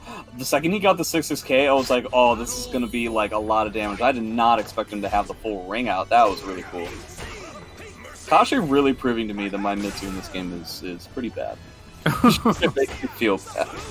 Giving a master lesson on how to play this character, right? Yeah. Ooh, nice punish on the stance transition. So much damage, yeah. Still has another bar to try and get. Oh, that's not going to be death. Okay, so I appreciate the fact that he didn't like. Oh no, that's supposed to be Soul Charge, but because again got freaked out, I think that's what happened. So 2-1. This is still final, so 3-5. Do you know what the input is for that kick move? Is that 2-2K from Kilik? You're talking about the one that ends up like slamming him down to the ground. Oh, it's I believe it is a stance move. I believe the idea is that Monument, yeah, right? Monument K or something like that. But Monument K is also that high kick that's plus frames. I don't know Kilik inputs. All right, fine, Clive. You figured me out. I don't know Kilik inputs. I don't know why I told you before we started this. I said, hey, I don't Clive, know it's nice to hear from you again. Well, Just so you know, I really know Kilik inputs. If you don't know it, I'm screwed. Yeah. For sure. But I wanted to get the input on that because it paid dividends for Party Wolf. Okay, it looks like they're good. Kashi had a bit of a controller issue, but it seems like he fixed it. Oh, okay. Just FYI. Decided to keep with the stage. I can understand. If you want to play Mitsu, I definitely agree with keeping the stage. Very small. You get a lot of mileage out of the ring outs that are available to you as well. I'm getting the impression from chat that kick is supposed to be 4-4K, so maybe that's what it is. Oh, nice. Fantastic punish. Look how much damage that is. Holy hell. Come to think of it, I don't actually think I know a lot about Kilik as a character in this game, other than the fact that he has the best BB in the game. Oh, the jump A's. I like that. For a mid-low mix-up type character, doing strong jump moves is definitely the way to go. Yeah, and I mean, just Party Wolf's decisions on when to press buttons and push the offense has just been on point. And you can kind of tell, even though he's a superb cast player, he is at home with Kilik, you know? Which, of course, you know, we don't expect anything less from him. But as he loses this RE, it's going to knock him into the wall. What's going to be from Kashi? Is he going to spend Soul Charge? If there was ever a time to spend Kilik Soul Charge, I think now would be the time. Yeah. And there it goes. Well, okay. Ooh, 2A's right out of it. What are you going to do, I guess? Yeah, I would say that like the flexibility of the meter is definitely one of the weaker points of this character, because Soul Charge for Kilik is a commitment. Very heavy commitment. Absolutely, absolutely. The CE is also not even all that great. Did that Mitsu backturn people's K just like whip for no reason? Okay. I think it did. That was really weird. File that under Okubo, please. Hashtag.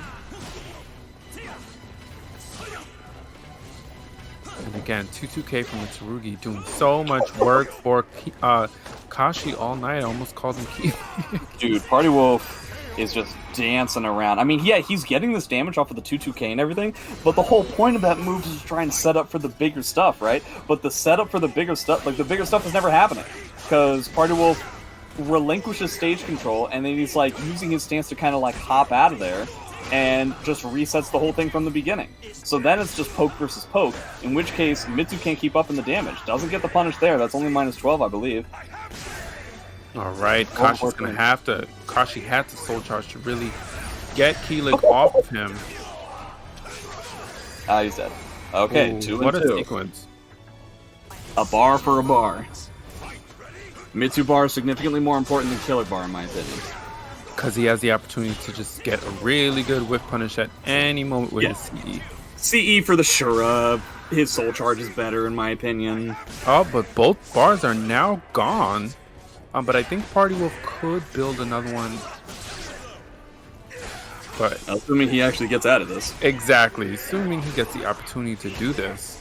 Is he gonna try and heal at some point? I'm curious to see. Yeah, I think he's just gonna go all out with what's going on here. Oh wow, that was so good. What a So good he threatened the stance twice, because if he forces Kashi to block the B, the CE is guaranteed. So he forced a situation where Kashi felt like he had to sidestep, then goes for the grab, which effectively beats sidestep. Very smart stuff. Again, Party Wolf, please. Please. Teach me. All right, Party Wolf running the gauntlet. Now he has to win against Incendiate twice, I believe.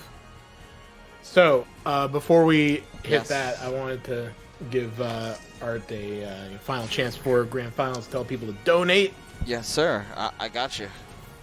All right, guys. So once again, if you're enjoying this tournament, please, one of the best things you can do is hit up the Matcherino. It's a crowdfunding platform that we use to boost the prize pools at community-based tournaments like this one.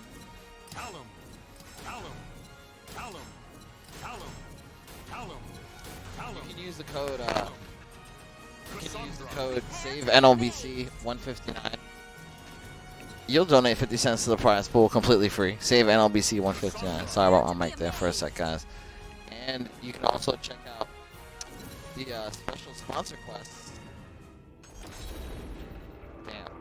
Welcome to the stage of history. You can also check out. retold. I think your mic exploded.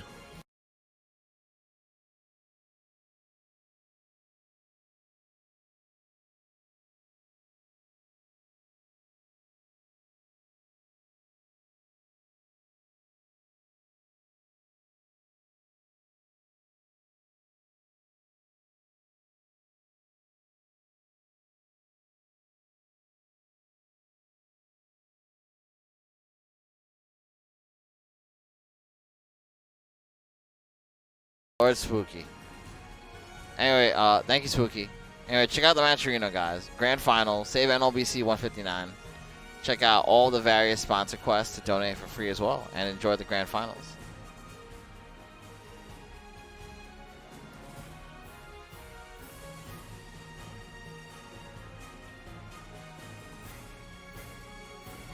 All right, Grand Finals. Team DEUS's Incendiate versus AXL Party Wolf. Ooh. I mean, Party Wolf pulling out that Kilik during the last set. I'm sure that put Incendiate on notice that he could possibly run into Kilik. I don't really think that he has like any Kilik experience. I don't even know of any players in NLBC that have Kilik as an ult. Well, I mean, in typical Incendiate fashion, he has picked up and played a lot of these characters before. So I would think he has, well, not that he doesn't have any knowledge. He's certainly, I've played him offline against him playing Kilik. So I don't think it's completely out the realm, but it doesn't really matter at this point. Good choice. We're Party still Wolf. getting Cassandra versus Xianghua. What did Party Wolf do? He picked Future Dancing. I don't know any of the songs in Soul Man. Calibur 6. It doesn't matter. Daybreak is the best one. We can move on. Dancing. So good. Man of culture. We need to get Boom in here. That way all of you guys can, like, talk about whatever you guys are talking about. All I know is that the best song so far in this tournament has been We Built With City. I concur. Alright, X versus Cass. X's CE is better. Auto GIs are better.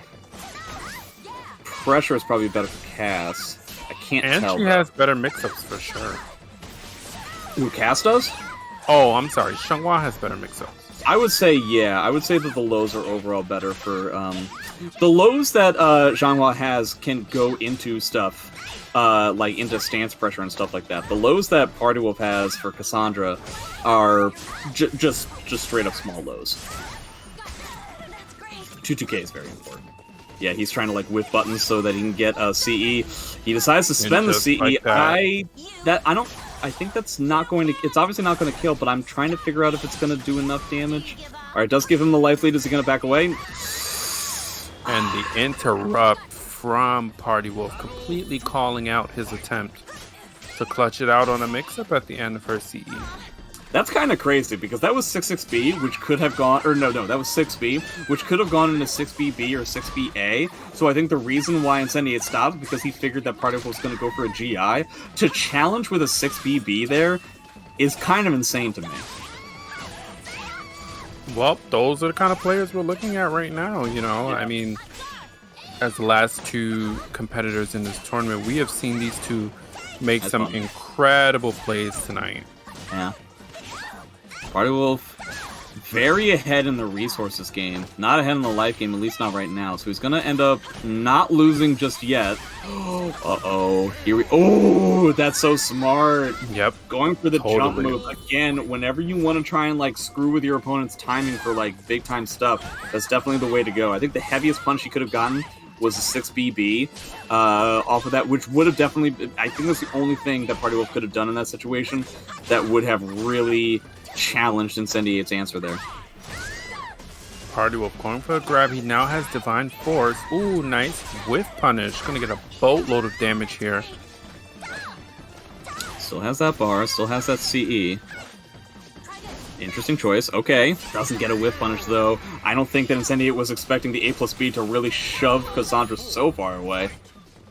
Yeah, I mean, Party Wolf just had that in the bag in terms of just like the pacing, the momentum. That was really his to win, but we're getting our first reversal edge of this set, and Party Wolf wins it. Is that going to be out? Nope. No, you can always AC out of the ring out situation with that follow-up. Oh, okay. Yeah. Shout out to SC4 where that wasn't the case. Gross. Going for a lot of grabs. They're not really working out. Party Wolf, definitely, again, establishing the fact that he knows the punishes for the majority of on-block situations. He's not letting anything slide, really. And that's gonna do it.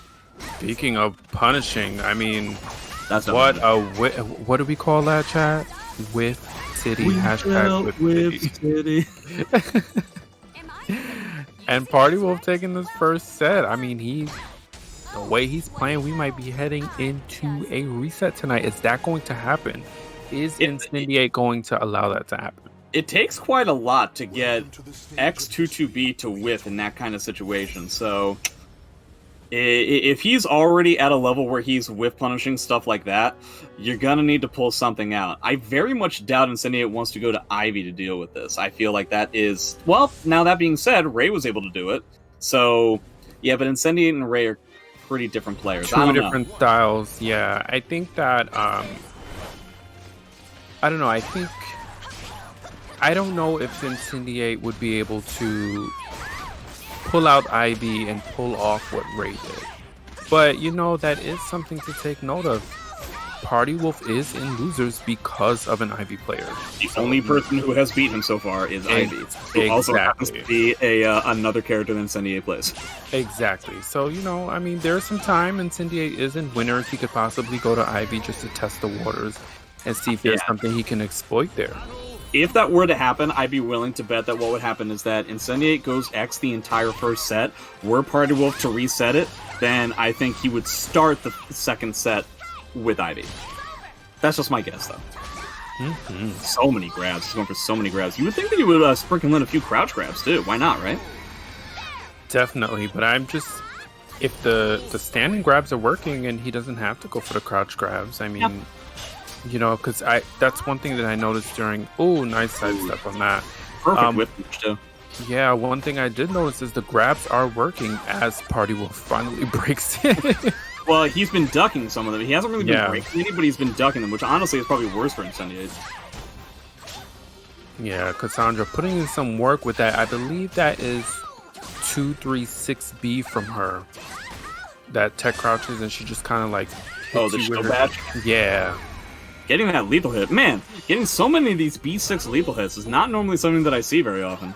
There's that B4. I can't remember. It's one of those. I think just the overall amount of grabs that Incendiate is trying to pull out is just to get over the fact that Party Wolf is statue blocking so many situations, and it's just like blocking correctly. Ooh, pretty rough situation. Yeah, definitely spend the bar. You're up around. There's no reason to respect these kinds of situations as much as that. Yeah, it completely shuts down Party Wolf's attempt to Beyblade as Party Wolf RIs him where he can. That's not death. Come on. Did you see that hitbox? I can't believe that reached. Oh, nice interrupt. Nice. Okay, so he ends up completing the string and ends up getting. It would be pretty interesting to see the characters that we've seen in this top 5 or so do as well as they're doing, and one of the reasons why Incendiate wins is because of his use of Xianghua's Soul Charge, which is considered something that a large chunk of Xianghua players don't even use. They just hold the meter for the CE. Yeah, as we go into a new stage. Now, this stage doesn't benefit neither players, but it does give them a lot of space to really fill each other out. Yeah, if anything, it's just going to make this more lame. Or it will stay the same. I think it'll just be more lame. Yeah, but I mean, again, that's the first one we've seen for this set. Pretty important, because that was off of 22KK hold, which provides Party Wolf the opportunity to go into backturn B plus K, which on hit or block will give him Divine Force. That's why you always see Cassandra players go for something like that. To have the kind of wherewithal to go for the auto GI, pretty smart stuff. Man, I guess whoever recommended crouch grabs was an absolute moron, huh? Okay, so and ends up getting the first round. Definitely a good use of the meter there. If you built it in one round, you should use it in that round. Yeah, definitely good from... but, you know, Incendiate clutched this one out because Party Wolf was doing such a good job at whiff punishing and really just staggering his strings really well, and he was getting the damage. And again, this stage, you're seeing the role it's playing. Both players have more space. Incendiate obviously trying to get Party Wolf to whiff something as he lands the 2-2B. Hey, it kind of worked. I can't tell if it worked or if it just happened to be the way that it was. Ooh, doesn't get the whiff punish. That's kind of a big deal. Doesn't have the bar. Oh my god. Now. Finally, the answer to Crybaby. That's 12. Kind of wish he would go into something a little bit more than that. Maybe he doesn't feel comfortable going into the stance after that. 6A, 6A. Nice duck punish. Holy hell. Off of small pokes like that, you're gonna do something like that? That's crazy. Esports. Thanks so much for subscribing. Nice hit. Oh, finally gets that the crouch was 4 grab. cancels to get into that situation. Thanks for the sub, Cambosa. Thanks for the sub, Cambosa. Alright, Party Wolf sitting on 2 bars. Does he need to come off of one? I mean, I don't think so. He's being so miserly with his meter. It's kind of crazy. I feel like what he wants to do is just try and like keep meters so that he can re-soul charge against his opponent's soul charge. But this is X. They don't normally use soul charge all that much. They tend to hold it for stuff like this. I think that's going to kill because of Yellow Life? Yeah. Yeah, and I don't understand why he was trying to really... And I mean... Not that I don't understand why, but one of the things he was trying to do during that sequence was create some space between him and X, but it didn't really work out for him. Yeah, I think he's being a little bit too stoic with his meter. I think using the meter... Because I feel like Soul Charge is pretty good for Cass. At least as far as I know, there's not like a staunch amount of counterplay. If you end up going for Beyblade, people are going to specifically look for that and GI it, which you can do. But other than that, you can still have stuff like that. You still have the ability to use Divine Force moves for chip damage. You got plenty of stuff. Nice step there. Into plus frames. Still has another bar. Yeah, not sure if he's gonna come off of it. I mean, Incendiate's really been putting in work with these. He didn't realize he got the bar. Oh, he would be kicking himself if he didn't win that game. What a sequence! All right, 2-1. Here we gonna see the Kilik. Is it Kilik time? It is not Kilik time. Everybody who thought it was Kilik time, stop it. You heard me. Staying on this stage. I mean, obviously with these very similar characters, it doesn't really matter what stage they get all that much. But I am surprised they did not. Well, not they. I guess Party Wolf likes this stage, and he's been taking advantage of the extra space he has to really move around. Overall, I feel like, especially in the last game, what we saw most is just Incendiate really... So what I always talk about when you're dealing with somebody who's playing lame and has proper defense, the way that Party Wolf does at the moment, what you want to do is either, one, play just as lame as he is, if not lamer, just try to like play his game but better than he does, or do what Incendiate is doing, which is just go to the complete opposite direction. Like, for instance, one of the rounds he did, I swear, he did 2-2B on block into 2-2B on block into 2-2B. It's like, Party Wolf, you're gonna have to deal with this. Like, I'm tired of trying to, like, out-mix you. I just want to pressure you until you stop blocking. And that's the CE for the round. And I mean, the way Incendiate is catching him with his 2-2Bs. And using his bar. I think that's a... Oh, that's not death yet. Oh my god, Incendiate. My god. Yeah, overall, like, I think the meter usage for Incendiate has been a lot stronger for than Party Wolf's. Oh, nice duck on the second hit of that string from X. I believe that's her 4AA. Yeah. Yeah, second hit is duckable, and Party Wolf took advantage of it. I'm sure we're not going to see that string anymore. Well, we might see 4A into the cancel because he can cancel it too. Right. I'm kind of surprised he didn't cancel it. But I mean, that's what I'm saying. I rarely see Incendiate actually complete the string. Yeah, and unless the one time he completed it, got punished. Dude, look at these backdashes. Party Wolf just trying to escape. 2-2B, 2-2B. But, you know, even though he's trying to escape, I mean, the moments that he's choosing to press forward with some kind of offense has been working out for him. And now he's the one turning up the offense. Now I understand why Party Wolf wanted to keep the stage. So I'd be willing to bet that were Incendiate to lose this, he will go for a different stage. That's just my guess. Nice hit. Good damage here. 2 bars. But and I mean, this is good. Overreaching a little bit. Yeah, and I mean, this is good positioning for Party Wolf. Well, now they're not. It looks like they're heading back to the center of the stage. But yeah, swinging up close. Exactly. Is that gonna hit? No. Oh, he went for the big time read. He's got the life, so yeah, you can definitely do something like that.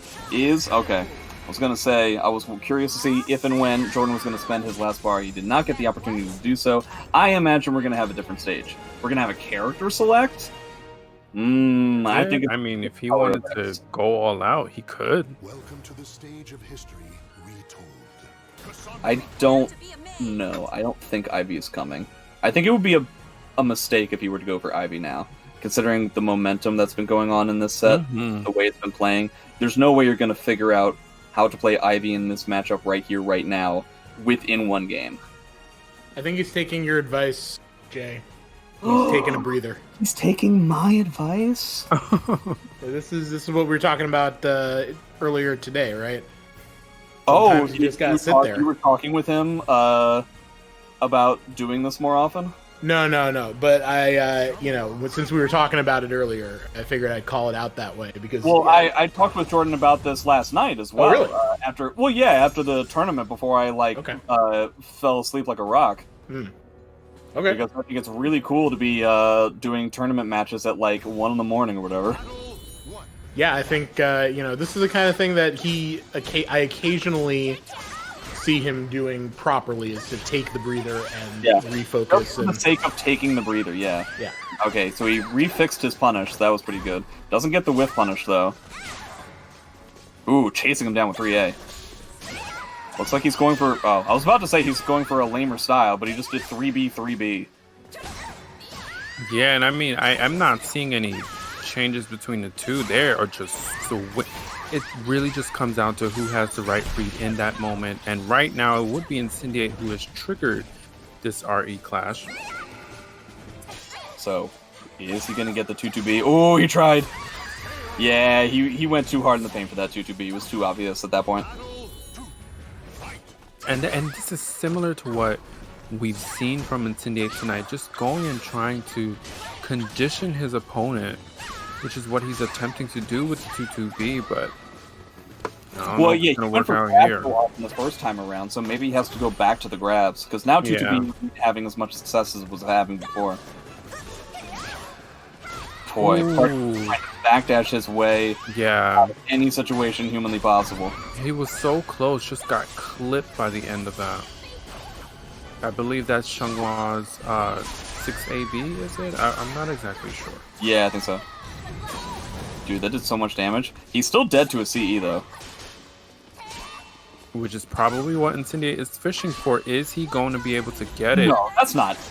Oh my god. Listen, there is something I say every week. If Incendiate punishes with it, it's a punish. It didn't kill. No, he went for the same setup as before. Oh, and it didn't work out. Gee whiz.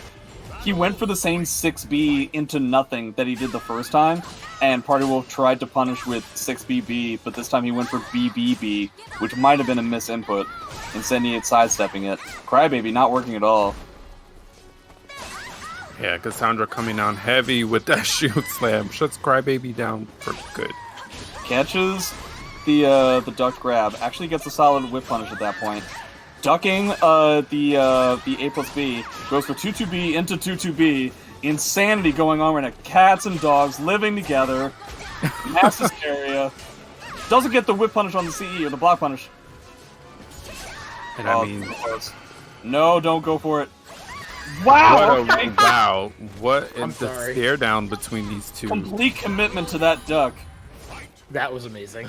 And need I remind you, if Party Wolf wins this set, we are going into a reset. Party Wolf wins this round. Wins this round. So I mean, Incendiate's gonna have to find some way. As Party Wolf Soul Charge, Incendiate's gonna have to find some way to kind of put a stop to this if he wants to take this tournament. Nice tech jump. Oh no, the Crybaby, the worst thing that you could have done there. These callouts on the Crybabies have been gigantic. Alright, he's definitely catching 2-2B into sidestep a lot. Oh, I don't know what, it looks like he tried to go for a CE and just got shield slapped out of it. Oh wow! No! You tried so hard. You tried so hard, Jordan, but it was not meant to be. So, the question is, are we sticking with X? Are we maybe going to Ivy? I think he's gonna switch to Ivy for a little bit. Yeah, he might have switched to Ivy for one game. But this is officially a bracket reset, so now it's the first to 3. First to 3 still. Wait, is it? Yep. Yeah, that was a bracket reset, right? Yeah, first to 3. Yeah.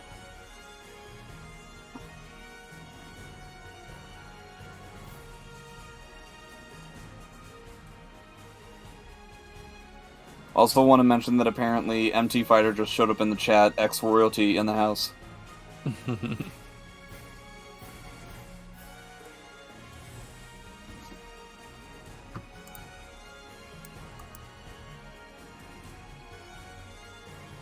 I hope that Jordan is sitting here and just thinking really hard about everything. Yeah, I hope so too, man. Yo, guys, I know you guys are enjoying more SC content. Make sure to hit up that match arena, guys. We're at 250, 169. We can always use more to feed the players, next level, pay for these cloud parsec instances. Thank you, guys. Enjoy the second set. All right, and we did get an Ivy choice out of Incendiate.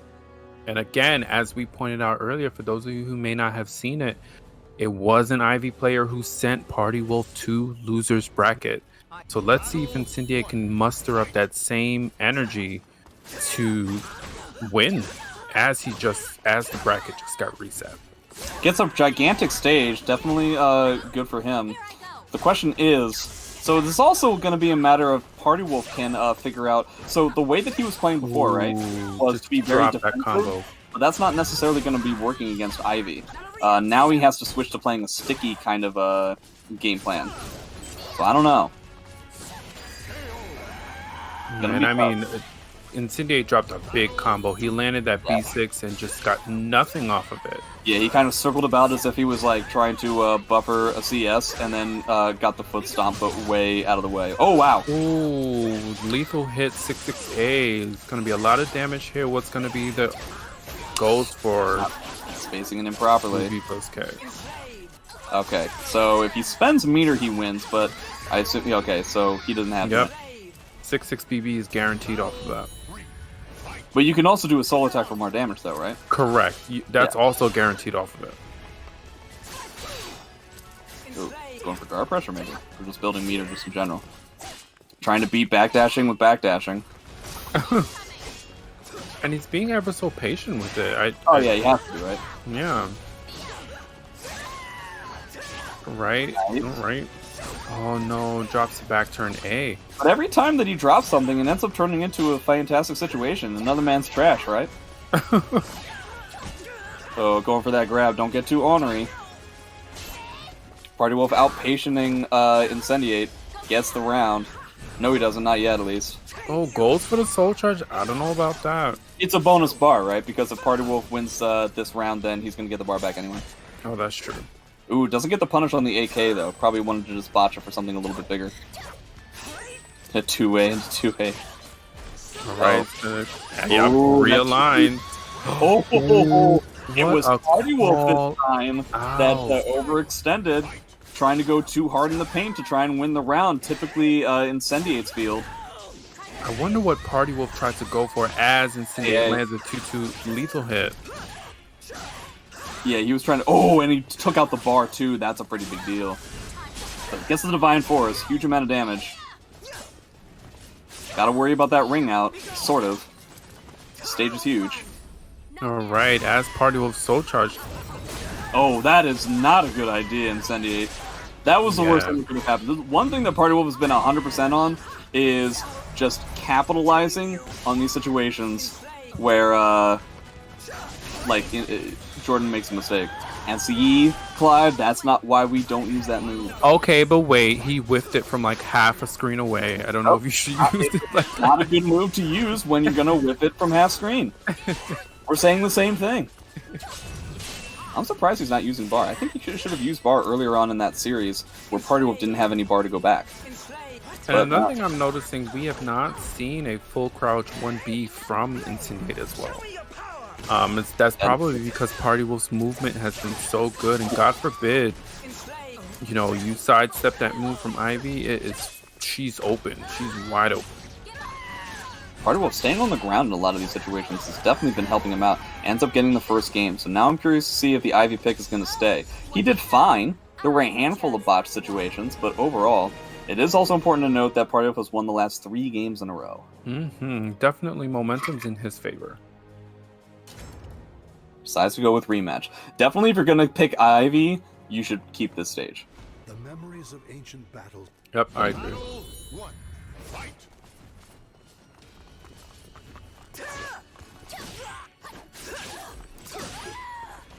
Alright, deciding not to complete the 1A, goes for the Rising K afterwards instead, which is a good mix-up. And there goes the first full crouch 1B of the set.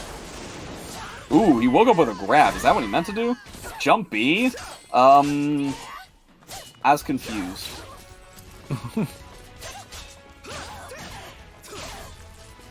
There we go. Tries to disrespect the AK from Ivy. That's one of the moves she has where if she does it on hit, she is super plus.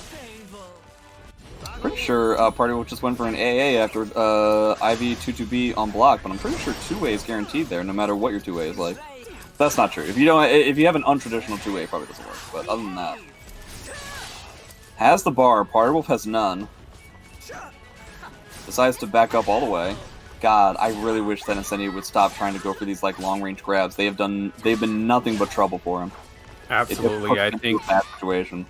Yeah, I think he just needs to just play it cautiously as he's been doing. But now he's losing his position. He's best when he's in the center of that ring. The only time Jordan goes in at the moment... Oh no, spent the bar too.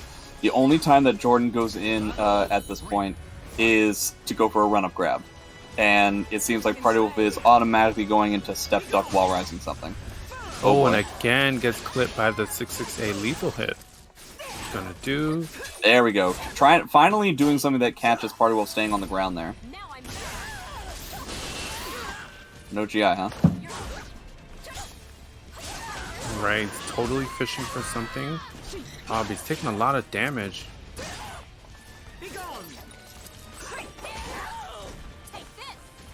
Alright, what's he gonna do here? No punish on the full crouch 3B. Oh, I thought if he just spent the Divine Force there, it would have been it, but probably not. Oh, it's way too far to go for 9B plus K. But it's still coming down to the very, very end between these two.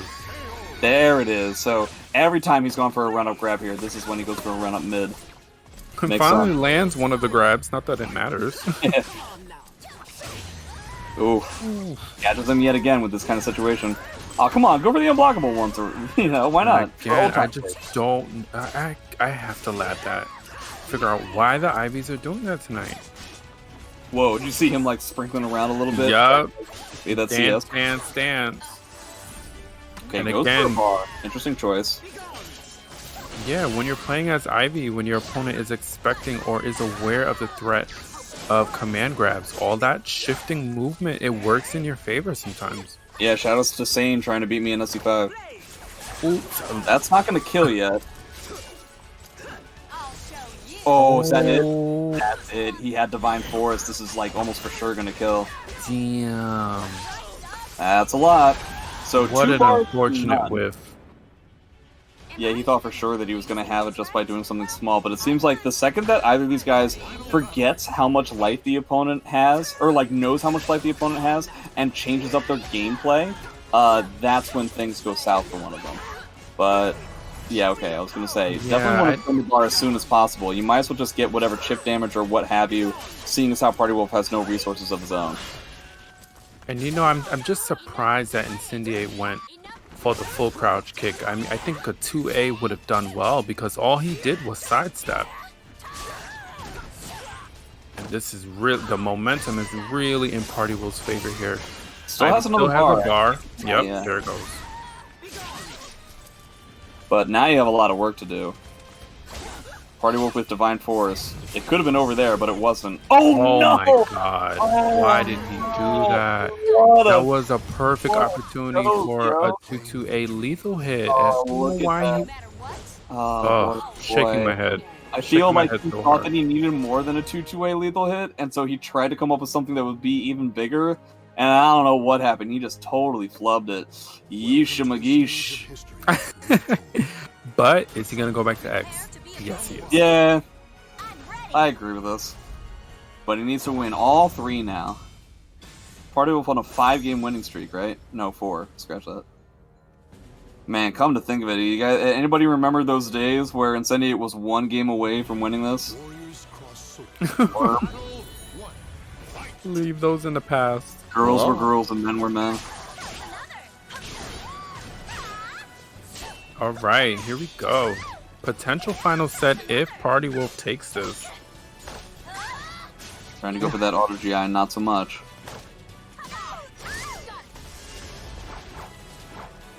What?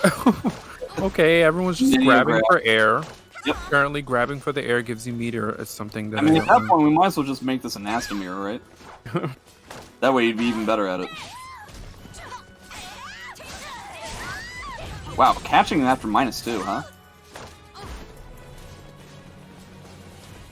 Right, and again, sliding kicks hit. And I believe that's 2BK from Cassandra. Or is it B slide K? I'm not sure, but I know the K portion you could duck. Oh, and then you're just talking about BK. Oh, There's BK, yeah. no special portion to it. It is plus on block, but yes, the K is a high. Yeah, but I've seen nobody duck it tonight. It's kind of difficult to do on reaction. Yeah, that's It true. is important to note there is such a thing as BB, which instead of being +2 on block is -2 on block, but people who are going to be ducking the K and BK could potentially get hit by that, and that gives you like a crumple stun into a potential crouch grab opportunity. It can be big time bad news. Nice hit. Not the centimeter though. Okay, I was going to say, you were a greedy person, you had tons of life, but you know, man.